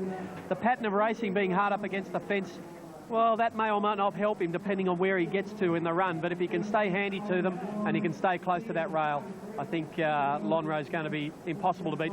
The pattern is certainly not suiting Thorn Park, who's going to jump from 17 and you expect get back, and so would Gordo. So I'll be looking for things that are going to sit right handy and right behind the speed, and I just keep coming back to Lonrose. Dash for Cash could be the sneaky one. Let's go out to the bookies ring. Terry Kennedy, I know you're perched up high over the bookies ring. On course, they tell me it's Lonrose ahead of Thorn Park. Is that all the mail? It's a 2-horse race? Yeah, it appears to be that way. Look, punters are a bit shell-shocked here at the moment, Brendan. There's blood on... 44,000 plus people, all eyes focused on the famed mile start at Randwick at the left-hand side of the back straight as you look out from the grandstand. At long odds, there's been a move, Purple Groove. Very big overs. Betting order, Lonrose on course ahead of Thorn Park, and from there, Gordo as we link up with Ian Craig. Thank you, Brendan. In they come now for the San Miguel Doncaster Handicap, and they're off in the Doncaster. And Dash for Cash jumped well. So too did Boreal. Lonrose got away nicely. Scenic Peak and Grand Army are nice and handy, followed by Gentle Genius. Thorn Park wide out from Gordo, Corral Boy. Red Marker and Boreal and Dash for Cash are putting on the speed.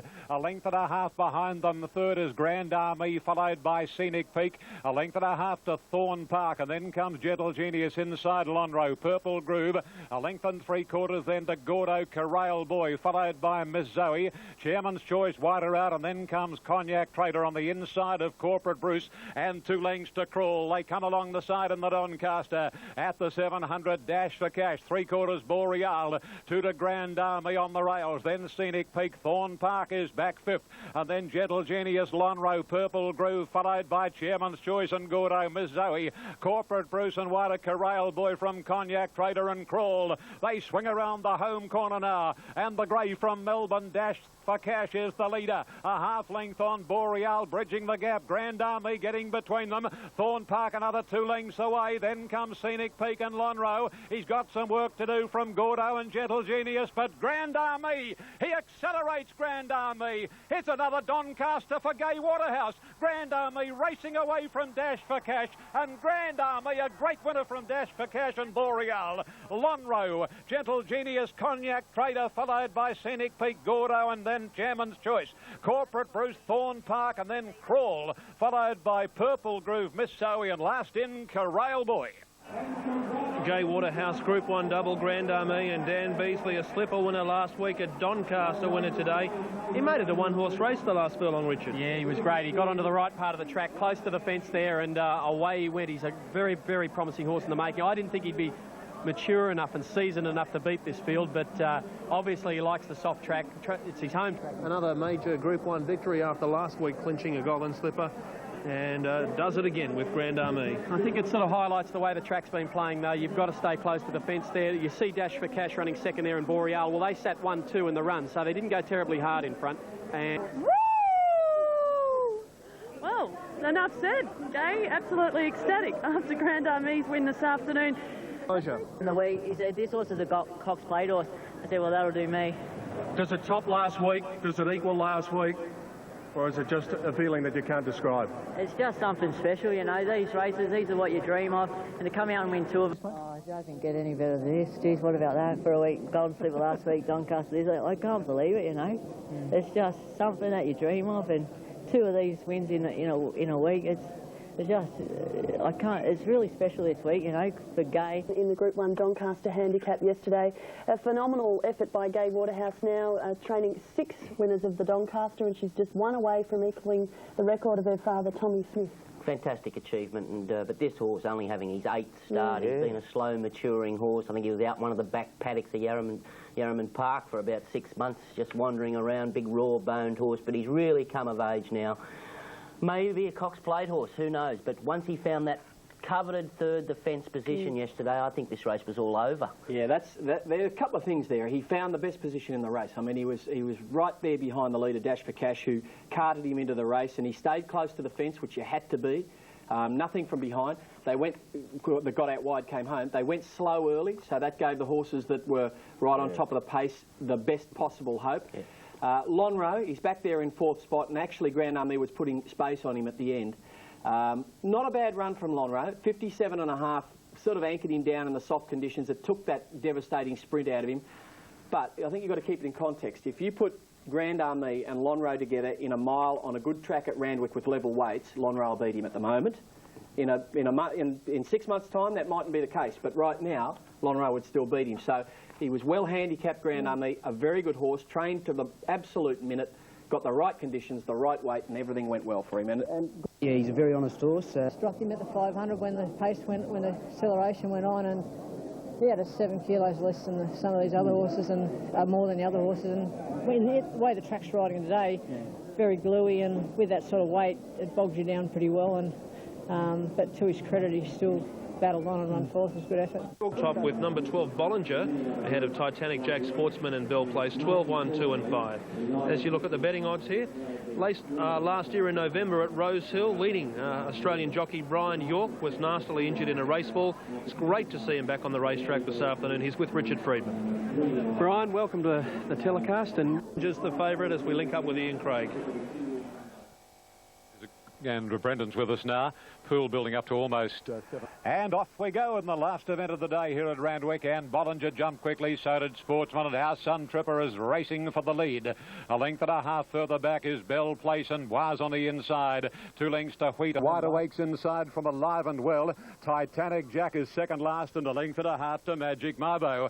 As they come past the 600, and Bollinger is the leader. She's worked a little from that alley. She's about 3/4 of a length. Bois, Sportsman third, is tracking Bollinger from our Sun Tripper, and then Vital Agreement, Coupe, followed by Wheat and Red Oog, and then Wide Awake, Quiet As, and Titanic Jack's about 4th last. 300 to go, and Bollinger shows the way. On the outside, Sportsman is threatening danger to Bollinger, and they've booted 2 lengths, Vital Agreement and Bois, Titanic Jack, and then Wide Awake, Sportsman almost level with Bollinger. It's a 2-horse war. Sportsman the outside and Bollinger. It's Bollinger and Sportsman hitting the line together. Photo, Bollinger or Sportsman. Third going to Wide Awake. 4th in was Vital Agreement, followed by Titanic Jack. And then a break in proceedings to Quiet As. And that group absolutely blitzed the next lot. Coupe, Magic Marbo, Wheat and Photo. Oh, she's tenacious. She came from the wide alley and she's just showed her superiority. A tough fighting effort too. Grand Army and Bollinger in the last, you could pardon the pun, say the corks are literally popping. It's true, Brendan. And she would be going to Wide Awake. Brendan. And she would be going to Wide Awake. She's now won 4 races straight, Bollinger, coming off a last start victory in the Group 1 Coolmore Classic. That was a tough, gutsy effort yesterday. This is a top filly. Look how well balanced she is. She really concentrates, and she's got the heart of a mother, Bint Masco, the way she fought back here. She's outstanding. She's done a good job. Sportsman rallied, he tried hard, but she just had too much quality under the set weight conditions here. I thought Wide Awake's run was an indication that he could be a horse of the future. He's only just... All right. Rater from Hasna, How Funny and Dan Bird, 7, 9, 8 and 1. Here is the market. Dan Bird, who has been set specifically for the Sires Produce Stakes. They've always had this race in mind for him. He's come up at $7.70. The Queenslander face value. Interesting situation. The colt, who's only had 2 race starts, is favourite ahead of the Golden Slipper winner. For the Sires for Golden Slipper winners over the years. The last Slipper winner to win it was Merlin in 1996, but a lot of... Side Al Jamil dwelt in Polar Success, leapt out of the stalls and is just the leader, but Untouchable is racing now, and Dan Bird the third and Hasner's fourth. Then Dorky, followed by Face Value on the shot for the lead, and in fact Dorky goes to the front now. And coming onto the side at the 900, Dorky nearly 2 Untouchable, length and a half to Polar Success. Dan Bird around Hasner from How Funny. On its inside is Face Value, and Bushland and Al Jamil are the last pair. Well, Dorky's increased her lead on Untouchable near the 600 to 4 lengths. About 3/4 Polar Success, then Hasner, How Funny, followed by Dan Bird, who's lost some ground, Face Value, Bushland, and Al Jamil is last. Well, Dorky is a clear-cut pilot in the Salinger Sires, and around the corner she comes. It's Dorky setting the sail for the judge, 2 lengths clear from Untouchable. Hasner the inside, Polar Success. How Funny's joining in, and so too is Bushland. They race down to the 200. Dorky's thrown in the towel, and Hasner race clear. Bushland second, then Untouchable and Al Jamil, but Hasner is racing right away with the Sires well and truly in a pocket. Bushland second from Al Jamil, but a great win, Hasner walked it in from Bushland and Al Jamil, followed by Face Value and Untouchable, Dorky, How Funny, Polar Success, and Dan Bird was last. Well, she's been around in everything bar the tradesman's trot. Number 9, Hasner, a effect of 1,992.40. Okay, well and truly the Queen of Randwick. Aged Stakes, Sunline winning 2 of the last 3 years, beaten 2 years ago, not here this year. Dash for Cash tops the Sky ratings from Hosanna. Shogun Lodge, Dress Circle, Sent Home and Arlington Road also equal 3rd rate. 2, 8, 1 and 3. There's the betting market. Let's hear what Rod Quinn has to say about Lord Essex's chances. Lord Essex is racing in great form at the moment. He went round in the Newcastle New... Favoritism ahead of Shogun Lodge, whose record includes 12 seconds, 7 thirds, 4 wins this track, 3 wins this distance and 5 minor placings. He's been an ornament to racing, winning $4.5 million. Trackside to Centre home, Jib missed it a length. Arlington Road best to begin. Lord Essex in close attendance. Dash for Cash third, followed closely by Gentle Genius. Dress Circle a little wider. And then Shogun Lodge, Royal Code sent home, making ground after a slightly tardy late stakes, and it's Arlington Road leading out. A half length on Centre home, 2 to Lord Essex, and neck Dash for Cash. A length and a half then coming Dress Circle, shading Gentle Genius. Shogun Lodge is back on the inside with 2 behind him, Royal Code and Hosanna. No change in the order as they work their way past the 700, and Arlington Road in front, about a length on the New Zealander sent home.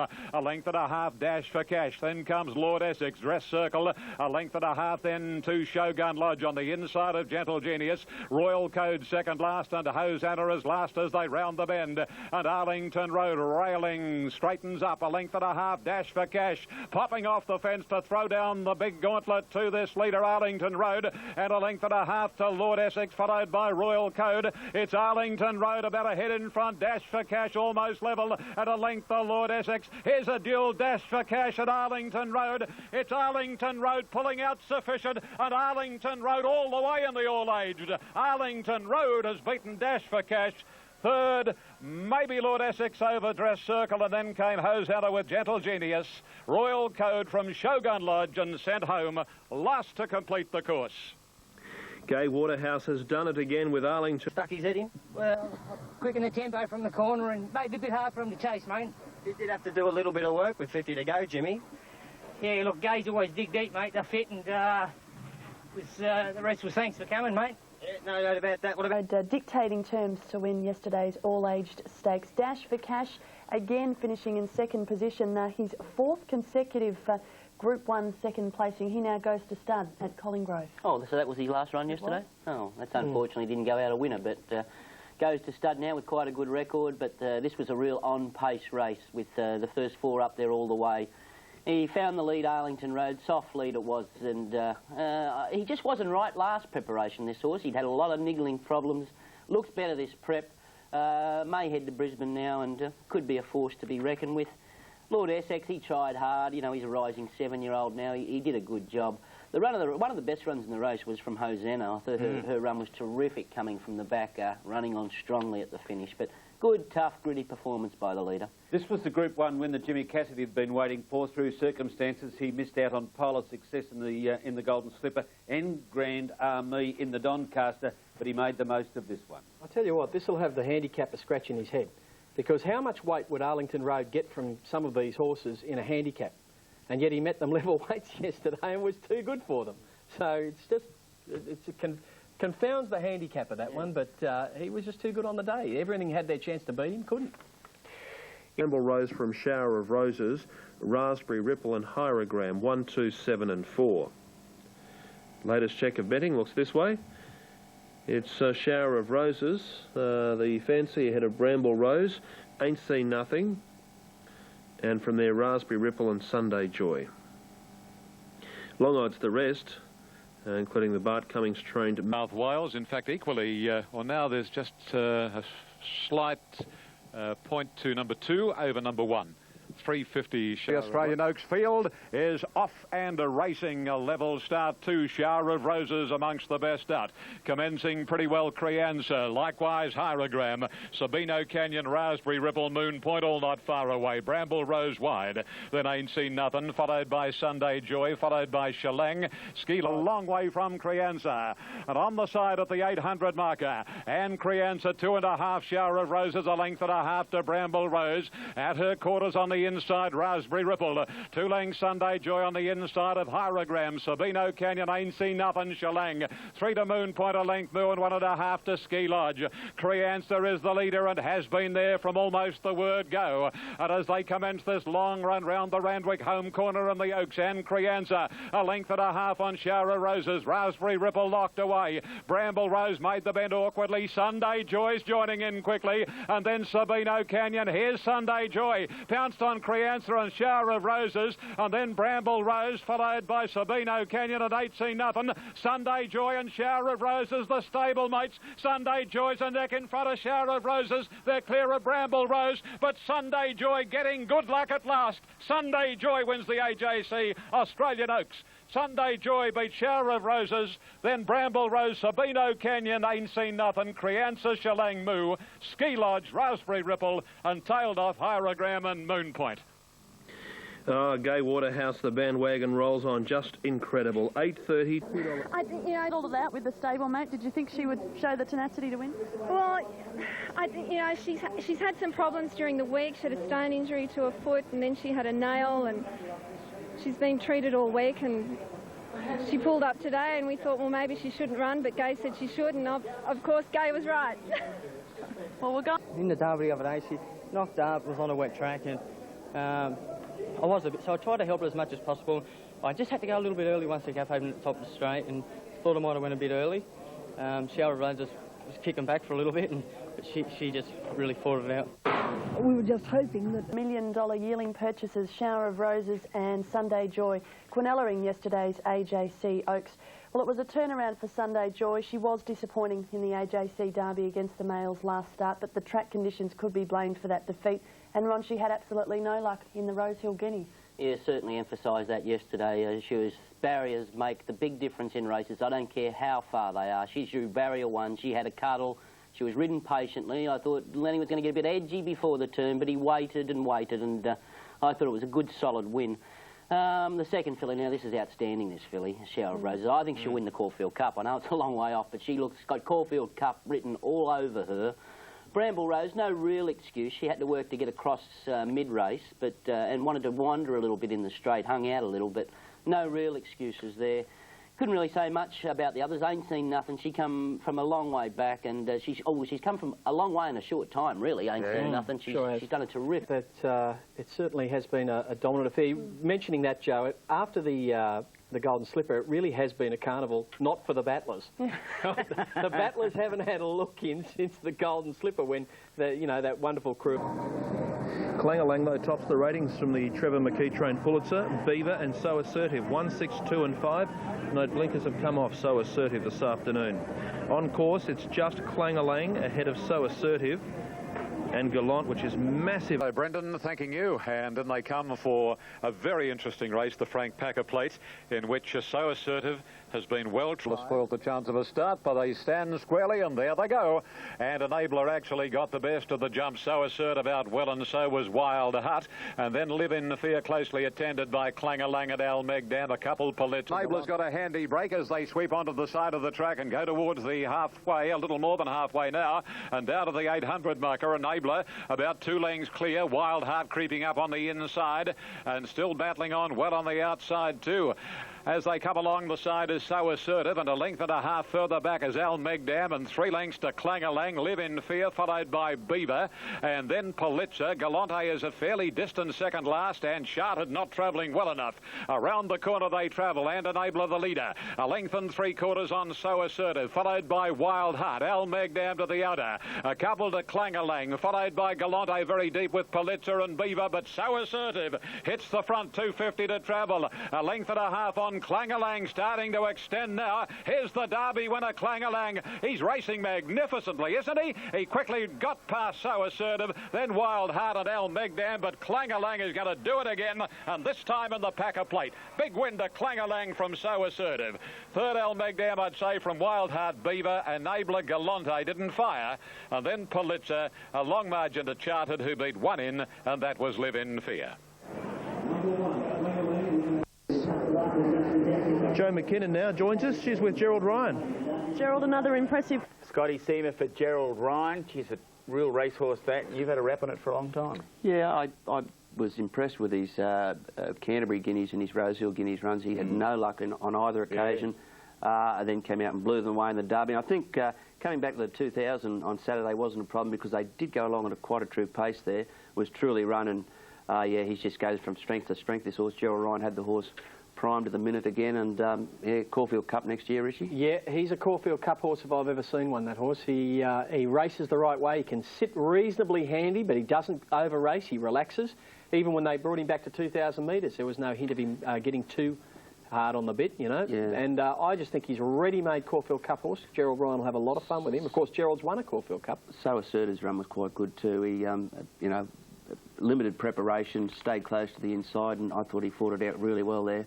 took a big leap. Look at the margin between the the second and third horses there. Yeah, he's a top colt, Kling-a-Ling. And what about Kling? Last year's over the years. Let's check out the Sky ratings first of all, and this is how they look. On course, the favourite is Hasna. It's the Sky rating special from its stablemate, Yes Boss, Bushland and Al Jamil. It's 7, 2, 1 and 3.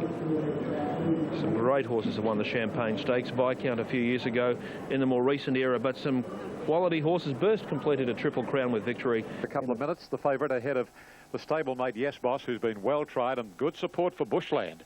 So Yes Boss and Bushland have been the best back runners in the events. Racing, and Hasna jumped quickly. So did Aim for Gold in third position. Going up quickly now is Yes Boss. I think Muntz is going to look for the lead. Yep, he's going to get there at the end of a length and a half now. Similar margin. Third is Aim for Gold on the inside of Sadler's Song. 2.5 to Al Jamil, a length to Bushland. Similar gap to Canny Opera. 3 lengths to Simply Viv. This is the order as they work their way past the 700.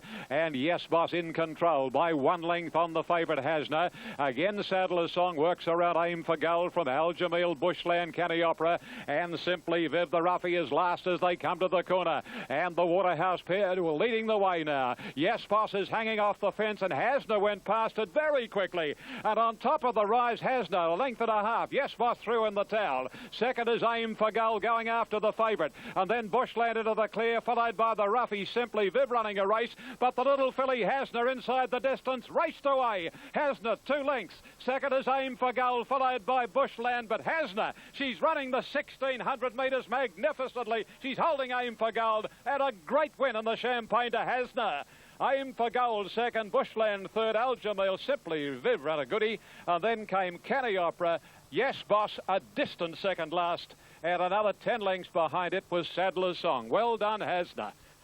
And well done, Gay Waterhouse, too, whose Group 1 haul just continues to amaze. Hasna, the daughter of Snippets, the winner of the Size Produce, now the Champagne Stakes, placed in a Golden Slipper, and a Silver Slipper winner. A worthy contender and favourite for 2-year-old honours in season 02-03. Very soon. Here comes the First Lady of Racing, Jo McKinnon. Gay Waterhouse, congratulations, your 6th Group 1 win for the Carnival. What a fine filly. It's very fine feet, and wasn't she a fine fettled filly? That's a lot of F's, isn't it? She's just fabulous, just sliced through the field, didn't she? Shook them off like flies. Waterhouse. An adaptable filly, she's just so easy to ride. You can lead on her, you can be last. Whatever you tell her to do, she just does, you know. If you say, let's go forward, she'll go forward. If you say, let's go back, she'll go back. But, gee, she's a great filly. Lenny Beasley's had a good carnival too, and deservedly after the injury he suffered. He certainly has, and I think Hasna deservedly, from my point of view, gets 2-year-old of the year. I think, you know, she was just nutted in the slipper and was a little bit unlucky. She sort of got fired up early, and she blew them away in the size, and then blew them away yesterday. You know, she's been up quite a long time, and for Gay to keep her going, when I say a long time, she has had her run spaced a fair bit, but... she was in the Magic Million. Yeah, but she had, you know, like between her last 4 runs, she's like had an 11-week break, and Gay really did space her runs quite well, but... She's the 2-year-old of the year for mine. She can... Yeah, I think you're right too, Mike. The filly we're watching here now, Hasna, is tough. This is her 10th start for the season. It's her 6th win. It also was Gay's 6th Group 1 success, giving her that record. She will be filly of the year, I think. And talking about she's carried 1.5 kilos less than the colts in this, right? Yet in the Golden Slipper, fillies carry 3 kilos less than the colts. Now, in the size, there's only a kilo between them. Exactly, because it's on a weight for age scale. Now, if anyone, and I know they've just recently said they won't be changing the weights of the slipper, but if anyone can explain to me why fillies need a 3 kilo break on the colts when you've just seen Hasna carry 1.5 kilos less than them and trounce them, and the week before as well. And over 1,600 metres. And over 1,600 metres. It defies logic, and they better start explaining that out at the STC because no one can explain it to me with any satisfaction. Well, let's see if they can. Well, I look at that too, and I think, you know, how lucky are you, son, to win a Melbourne Cup and run second in one? You know, it's just like a gold medal and a silver medal, and, you know, little did you know I was tricking all you journalists. For the establishment of Hotel Emancipation Stakes, fillies and mares, it is a Group 2 worth $200,000. Number 1, Miss Zoe, has her share of admirers today, and she won it 12 months ago, written by Karen McAvoy. Justin Sheehan aboard today, and she had... Away in the Emancipation, and Gwendolyn didn't jump quickly, but Bollinger did and leads about a half length on Wheat. Wider out is Our Archie's Girl, and then Faith Hill R&B off the track from Hosanna, and then Moon Dragon and Lady K. Gwendolyn is next, followed back to the halfway marker, and it's a leisurely run affair with Wheat. A half length on Our Archie's Girl, a length and a half away. In third position is Bollinger, followed by Moon Dragon, inclined to over-race a fraction. Hosanna's next over on the inside, Faith Hill in the centre. Off the course is R&B, and then a gap to Lady K wide. Keys the middle. On the fence is Gwendolyn, Miss Zoe, 6, 7, 8 wide, and 2 lengths to Barrowin as they come round the home corner. Bollinger in need of a run as they straighten, and Our Archie's Girl joins Wheat. Bollinger, he's going back to the inside. There's room for her now. Followed by Moon Dragon, R&B, and then comes Gwendolyn, Faith Hill and Hosanna. Bollinger getting through along the inside. She's starting to accelerate, but she's got a bit of work to do. Faith Hill wider out. Wheat battles on with Moon Dragon and R&B, Barrowin, Hosanna. Faith Hill, however, gets clear. Faith Hill, in fact, is coming away from Bollinger, and Faith Hill wins it. Moon Dragon second. Bollinger prominent for third. Not far back, Keys, Hosanna and Barrowin, followed by Wheat and R&B, and then Gwendolyn, Miss Zoe, and Lady K and company with Our Archie's Girl with the last pair. 8, 6, 3 and 4. There's details as we await Unitabs to be confirmed. Jim Cassidy proving Queen Elizabeth Stakes. It's Lonhro, Pentastic and Republic Lass. The computer has said they're all equal Sky Raters on top, ahead of Platinum Scissors. It's Lonhro on course as the favourite, but nowhere near the price you're seeing on the tote. It's at much longer odds. Freemason, similar to what they're betting on course. This is the Group 1 Queen Elizabeth Stakes, sponsored by San Miguel, and in they come. $1.70 for Lonhro, looks terrific. They're off. And away well Republic Lass, she won't lead. Royal Code pressing on, and so too Platinum Scissors. And as anticipated, it's Platinum Scissors and Royal Code leading, with Platinum Scissors going to the front clearly. 3/4 of a length margin on Royal Code. Something's going to come quickly. Here's Freemason going up. They started to walk, and Freemason shot around the outside and past the 1400. Freemason opens up nearly 2 lengths on Platinum. The order as they work onto the side of the track now and come past the 900, and Freemason is the leader by a couple of lengths on Platinum Scissors. Royal Code is running third, Lonhro is fourth, and then Republic Lass and Pentastic a half length away on the outside. Only 8 lengths between first and last in the Queen Elizabeth as they race in the direction of the 600 marker, and Freemason in control. 3/4 Platinum Scissors bridging the gap a shade. Third Royal Code, and Beedman is improving ground quickly on Lonhro. Pentastic endeavouring to follow Lonhro, and Republic Lass whips them in as they turn for home now. Freemason given a couple of cracks with the whip by Brown. Got a break of about a length on Platinum Scissors. Lonhro's joining in quickly, and so too Pentastic. Lonhro hits the front. Now Pentastic on the outside, and then comes Freemason, but Lonhro, he's in full flight. This is Lonhro at his best. Sydney's pin-up horse Lonhro races clear of Pentastic, and it's Lonhro's Queen Elizabeth. Second home Pentastic, and third was Republic Lass from Platinum Scissors with Freemason, and Royal Code dropped out to finish last. The sleek 4-year-old by Octagonal collecting the cash. Lonhro defying all... He had after his Doncaster defeat, didn't it? It's amazing, Joe, isn't it? They all wanted to can him, say this is wrong, that was wrong with him. It's just a great horse, fantastic horse. Great job by John, and a fantastic result for Mr. Jack and Bob at home. They get a real kick out of this. I felt a bit emotional watching that, and I think you did too by the looks of it. These sort of horses get to you, Joe. They're really good horses. Well done, Peter. Stay in the Queen Elizabeth. He's a sit and steer job too, you know. He's such a beautiful horse to ride. He pings out, put himself wherever you want him. He just switched off lovely, and I just had to... They really made a race of it from about the 900 metres. But he can change gears quick, and if you can do it on the bridle, it helps even more. And I just had to wait, and I seen Pentastic starting to swoop on me down the outside, and I didn't want to... He got the line pretty good the other day, Pentastic. I didn't want him to catch me napping, and, you know, I think it's 5 Group 1s this time in. He hasn't been hit with a whip, so that's pretty good, you know, when you can ride Group 1 races on horses and not have to, you know, put the full acid on them. Full honest to Lonhro. It was going to win a fair way out, wasn't it? Certainly was. It should be made, a note should be made also that the track did cut up a bit at Randwick yesterday. After about the first 3 races, especially after race 4, we found that the inside of the track was no good at all. And there were 3 horses ridden to suit in that particular race. They were Lonhro, Fantastic and Republic Lass.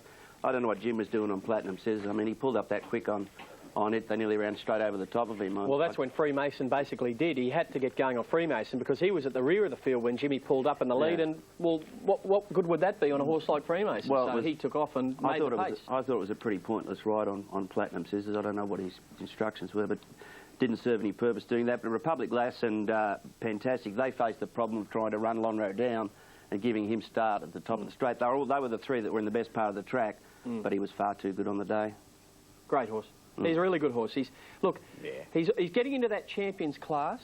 He's not there yet. I reckon he's got to have longevity to be a champion now. You know, he's had plenty of racing. He's probably got the longevity. The thing about Lonhro is, as Darren Beeman says, he just puts himself to suit the conditions. You know, if it's a frantic pace, he can sit back. If it's a slow pace, he can go forward. And he's the sort of horse you can pull around. You can take him to the outside if the inside's no good. It doesn't worry him. Let's hear from the... Yeah, well, look, don't get too carried away with Lonhro as the horse of the year. Don't give him that title yet, you guys in Sydney. Don't forget that Northerly won the Craigley, the Underwood. He also won the Turnbull, the Caulfield Cup, the Cox Plate and the Australian Cup. In the heat of the moment, everyone is declaring Lonhro the horse of the year. I don't think he is yet. He was You know how it works, Keith. You know how it works, Keith. You're down there in Melbourne with all the other Melbourne journos and you'll get rolled over by the Sydney journos like happens every year in the horse of the year. Well, it shouldn't happen that way, Rich, and I hope it, I hope there's a lot of serious thought given before the votes are just ticked for Lonhro. Did you say something about winning the horse? Here's our Sky ratings for you on the Cup, and they've come up on top this way with National Treasure from the Gay Waterhouse Yard, ahead of Bedouin, Honor Babe and Laguna Lake, 14 from 5, 13 and 15. Double figure odds, all bar Honor Babe, the Kiwi mare. Well, which do you fancy? Is it Henderson Bay, last year's winner? Or is it County Tyrone, the former Queensland Derby victor? Bedouin, will it get to... We check across to Ears Ronnie, a $15 chance this year. He's run a couple of thirds in the Sydney Cup. Honor Babe is at $5.70. Up there in phenomenal form this carnival, hoping to win the 3 Group 1s this afternoon. In the Sydney Cup for 2003 and Grand City was first away. Bellows Senora second. Here's Ronnie going up very quickly, looking for the lead. Spirit of Westbury and Bedouin not far back. Followed by National Treasure inside County Tyrone. 2 lengths then to Honor Babe. Bow on its inside, then the Laguna Lake. And Grey Song is a long way back in last position as they go down towards the 1100. Still no variation in the order. Here's Ronnie in front, a length and a half on Grand City, Bellows Senor. Nearly 2 lengths then Spirit of Westbury, followed closely by County Tyrone. Bedouin is starting to muster a little bit of speed. National Treasure following it forward. Honor Babe is in the middle. Bow back on the rails from Laguna Lake, Corporate Queen, and then comes Phenomenal View. 2 to Icy Pride, Henderson Bay, Curator Storm, and the Melburnian is Absolute Grey Song. 700 to run in the Cup, and it's Ears Ronnie. About a length clear from Grand City, Bedouin, Spirit of Westbury, followed by on the rails, Bellows Senor, County Tyrone, National Treasure, Honor Babe. 2 lengths to Bow, Corporate Queen, Laguna Lake, and then a break in proceedings. Phenomenal View and Icy Pride. Here's Ronnie, the veteran. He's gone for home on him, Pengelly. And straightening up the 8-year-old. Here's Ronnie. Here's Honor Babe, letting rip quickly now, though. And as they go down to the 250, and Honor Babe hits the front from Here's Ronnie. County Tyrone on the inside. 150 to go. Honor Babe taken on by County Tyrone. A race in 2. Honor Babe, just the leader from County Tyrone. It's a New Zealand Sydney Cup. Honor Babe wins it. Honor Babe beat County Tyrone. Grey Song got up for 3rd from Here's Ronnie with Bedouin. Phenomenal View and Bow. Further back in the field then came Corporate Queen, Laguna Lake, Bellows Senor, Spirit of Westbury, Henderson Bay, Icy Pride, followed by National Treasure, Grand City, and Absolute was Curator Storm. The Sydney Cup is on its way to New Zealand with Honor Babe success, ridden by Karen McAvoy and prepared by a lovely trainer from across the Tasman, Katrina. Oh, wonderful. I couldn't even watch. You're shaking. Yeah, I am. We have a good chance with our first run here when I rode her in the Chairman's, and just worked out well. Everything went to plan. You only had a handful of starts, about 16 or starts or so, but a good win. Grey Song, what'd you make of that? It gave a fairly lengthy start at the top of the straight, had to give away like 10 or 12 lengths, made up good ground, but I think the ride on by Kieran McAvoy in the winner was fantastic. Ridden perfectly to suit the conditions, got it to the outside, dashed up and held them off. I thought County Tyrone's run was good. He basically had to come through closer to the inside and battled on quite well. The weight difference too. The weight difference, exactly. And Grace Song, as we said, previous week when he won, he came up the fence where you had to be and then ran on down the outside yesterday. I thought he was a good thing beat. Yeah. I thought he was, and you know what beat him? I thought the barrier beat him. He had to jump out of 16, which meant they probably were committed to riding him back, right? And there wasn't enough pace on in the race to suit that style of ride. But look, if there was any criticism, they probably could have just taken the odds of getting in a little further up the field than just giving up and going straight to the back, which made it nearly impossible to win from back there because they just didn't go quick enough. Yeah, I think we'll hear from Dan Beasley who will back that up. Let's hear from the beaten. Melbourne Cup double in a calendar year was Carbine in 1890, so it's pretty hard to do, isn't it? It certainly is. It's Yell from Bellesprit, Spinning Hill and Defier. 6 a special, 5, 9 and 1. Yell all of the rage on the toad on course. A little longer odds than that. Defier's the clear-cut second pick and Spinning Hill is the third elect. That's on-course betting information as comparison with what you're seeing on your monitors right now. Ha-ha, with admirers, but much longer odds on course. Group 1 victories over the sprint journey and also 1400 metres. What a lineup. Just a few years ago, this was the listed Endeavour Stakes. It's now... Yell, but is easing in on track operations, and there's been a poultice of money for Defier here on course in the last 3 minutes or 4 minutes or so. Very, very confident support for Defier to win this. Racing in the thrifty TJ. Spinning Hill jump well, won't stay there, and Yell quickly goes to the front. Fatoon slips into second posse, followed by Fawadi, and a ha-ha not far back is Bellesprit. This man should have started 50, and Fatoon narrowly from Yell. Fawadi, ha-ha out off the track, then Bellesprit. This man should. A length to Spinning Hill, followed by Miss Helter Skelter Defier. Over on the fences, Force Apollo, and Cosmic Rays is scouting very, very wide. They come to the bend at the 450, and Fatoon. A half length on Yell, who's inclined to hang a little. Fawadi third and wider, ha-ha. And then Bellesprit, plenty of room for it. And Spinning Hill to the outside, and Defier's back third last. As they come down to the 250, and Yell hits the front. Fatoon's dropped off from Bellesprit. And here comes the bonny mare, Spinning Hill. She's scooting down the outside. Defier can't win it, but Spinning Hill has raced away. A lucky ride for Danny Beasley. Makes full opportunity on the great mare. Spinning Hill wins the TJ from Yell and Bellesprit. This man should. Defier, followed by Ha-Ha, Cosmic Rays, Miss Helter Skelter, Fawadi, Fatoon, and last was Force Apollo. Isn't she a beaut mare? No date at start this spring. Spinning Hill continues on her winning ways. A winner of the Scalacci and the Schweppes back in the spring. This autumn has been placed in the Lightning and the Australia Stakes, but bouncing back to winning form this afternoon. She's unbelievable. She's just destroyed them. You know, I've run out of superlatives for her. She's a marvellous mare. And after the dramas last time you had her at the races, this will be particularly rewarding. Oh, my word. But she's given us so many great days, and today's another one. And Defier's effort did... Australia's best sprinter, and like on her day, she's bet the best what we've had to offer. And she's, I think she's 7 years of age now, so like it's a great effort to see her, and a great credit to Guy. I can't quite work Defier's run out. He seemed at the top of the straight. He got into a position to run on, and he just seemed to spin his wheels for a while and didn't get going till about the 160. But I think the thing I was disappointed with was the ride of Darren Gauci on Yell. I mean, he must have been watching the races. The inside was not the place to be, so he charged over and sat outside the lead in a pretty solid pace, pulled his head off, and then wobbled round the turn and went back towards the inside. Got beat a length in the quarter. I thought it was a phenomenal effort by him. I really did. I thought it was a great effort.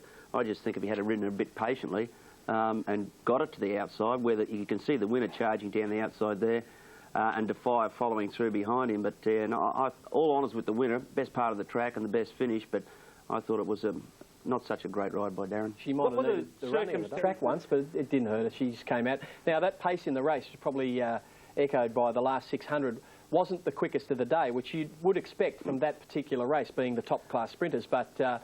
you know, and that allowed her to gather pace from the back, the strong pace. It can show you how much it takes out of them. Fatoon led close to the inside with Yell sitting outside. Fatoon got beaten 13 lengths. Yeah. You know, he did start like 14 to 1, but he got beat a mile. Makes Yell's run look good. Oh, no, it was a great run. This man should was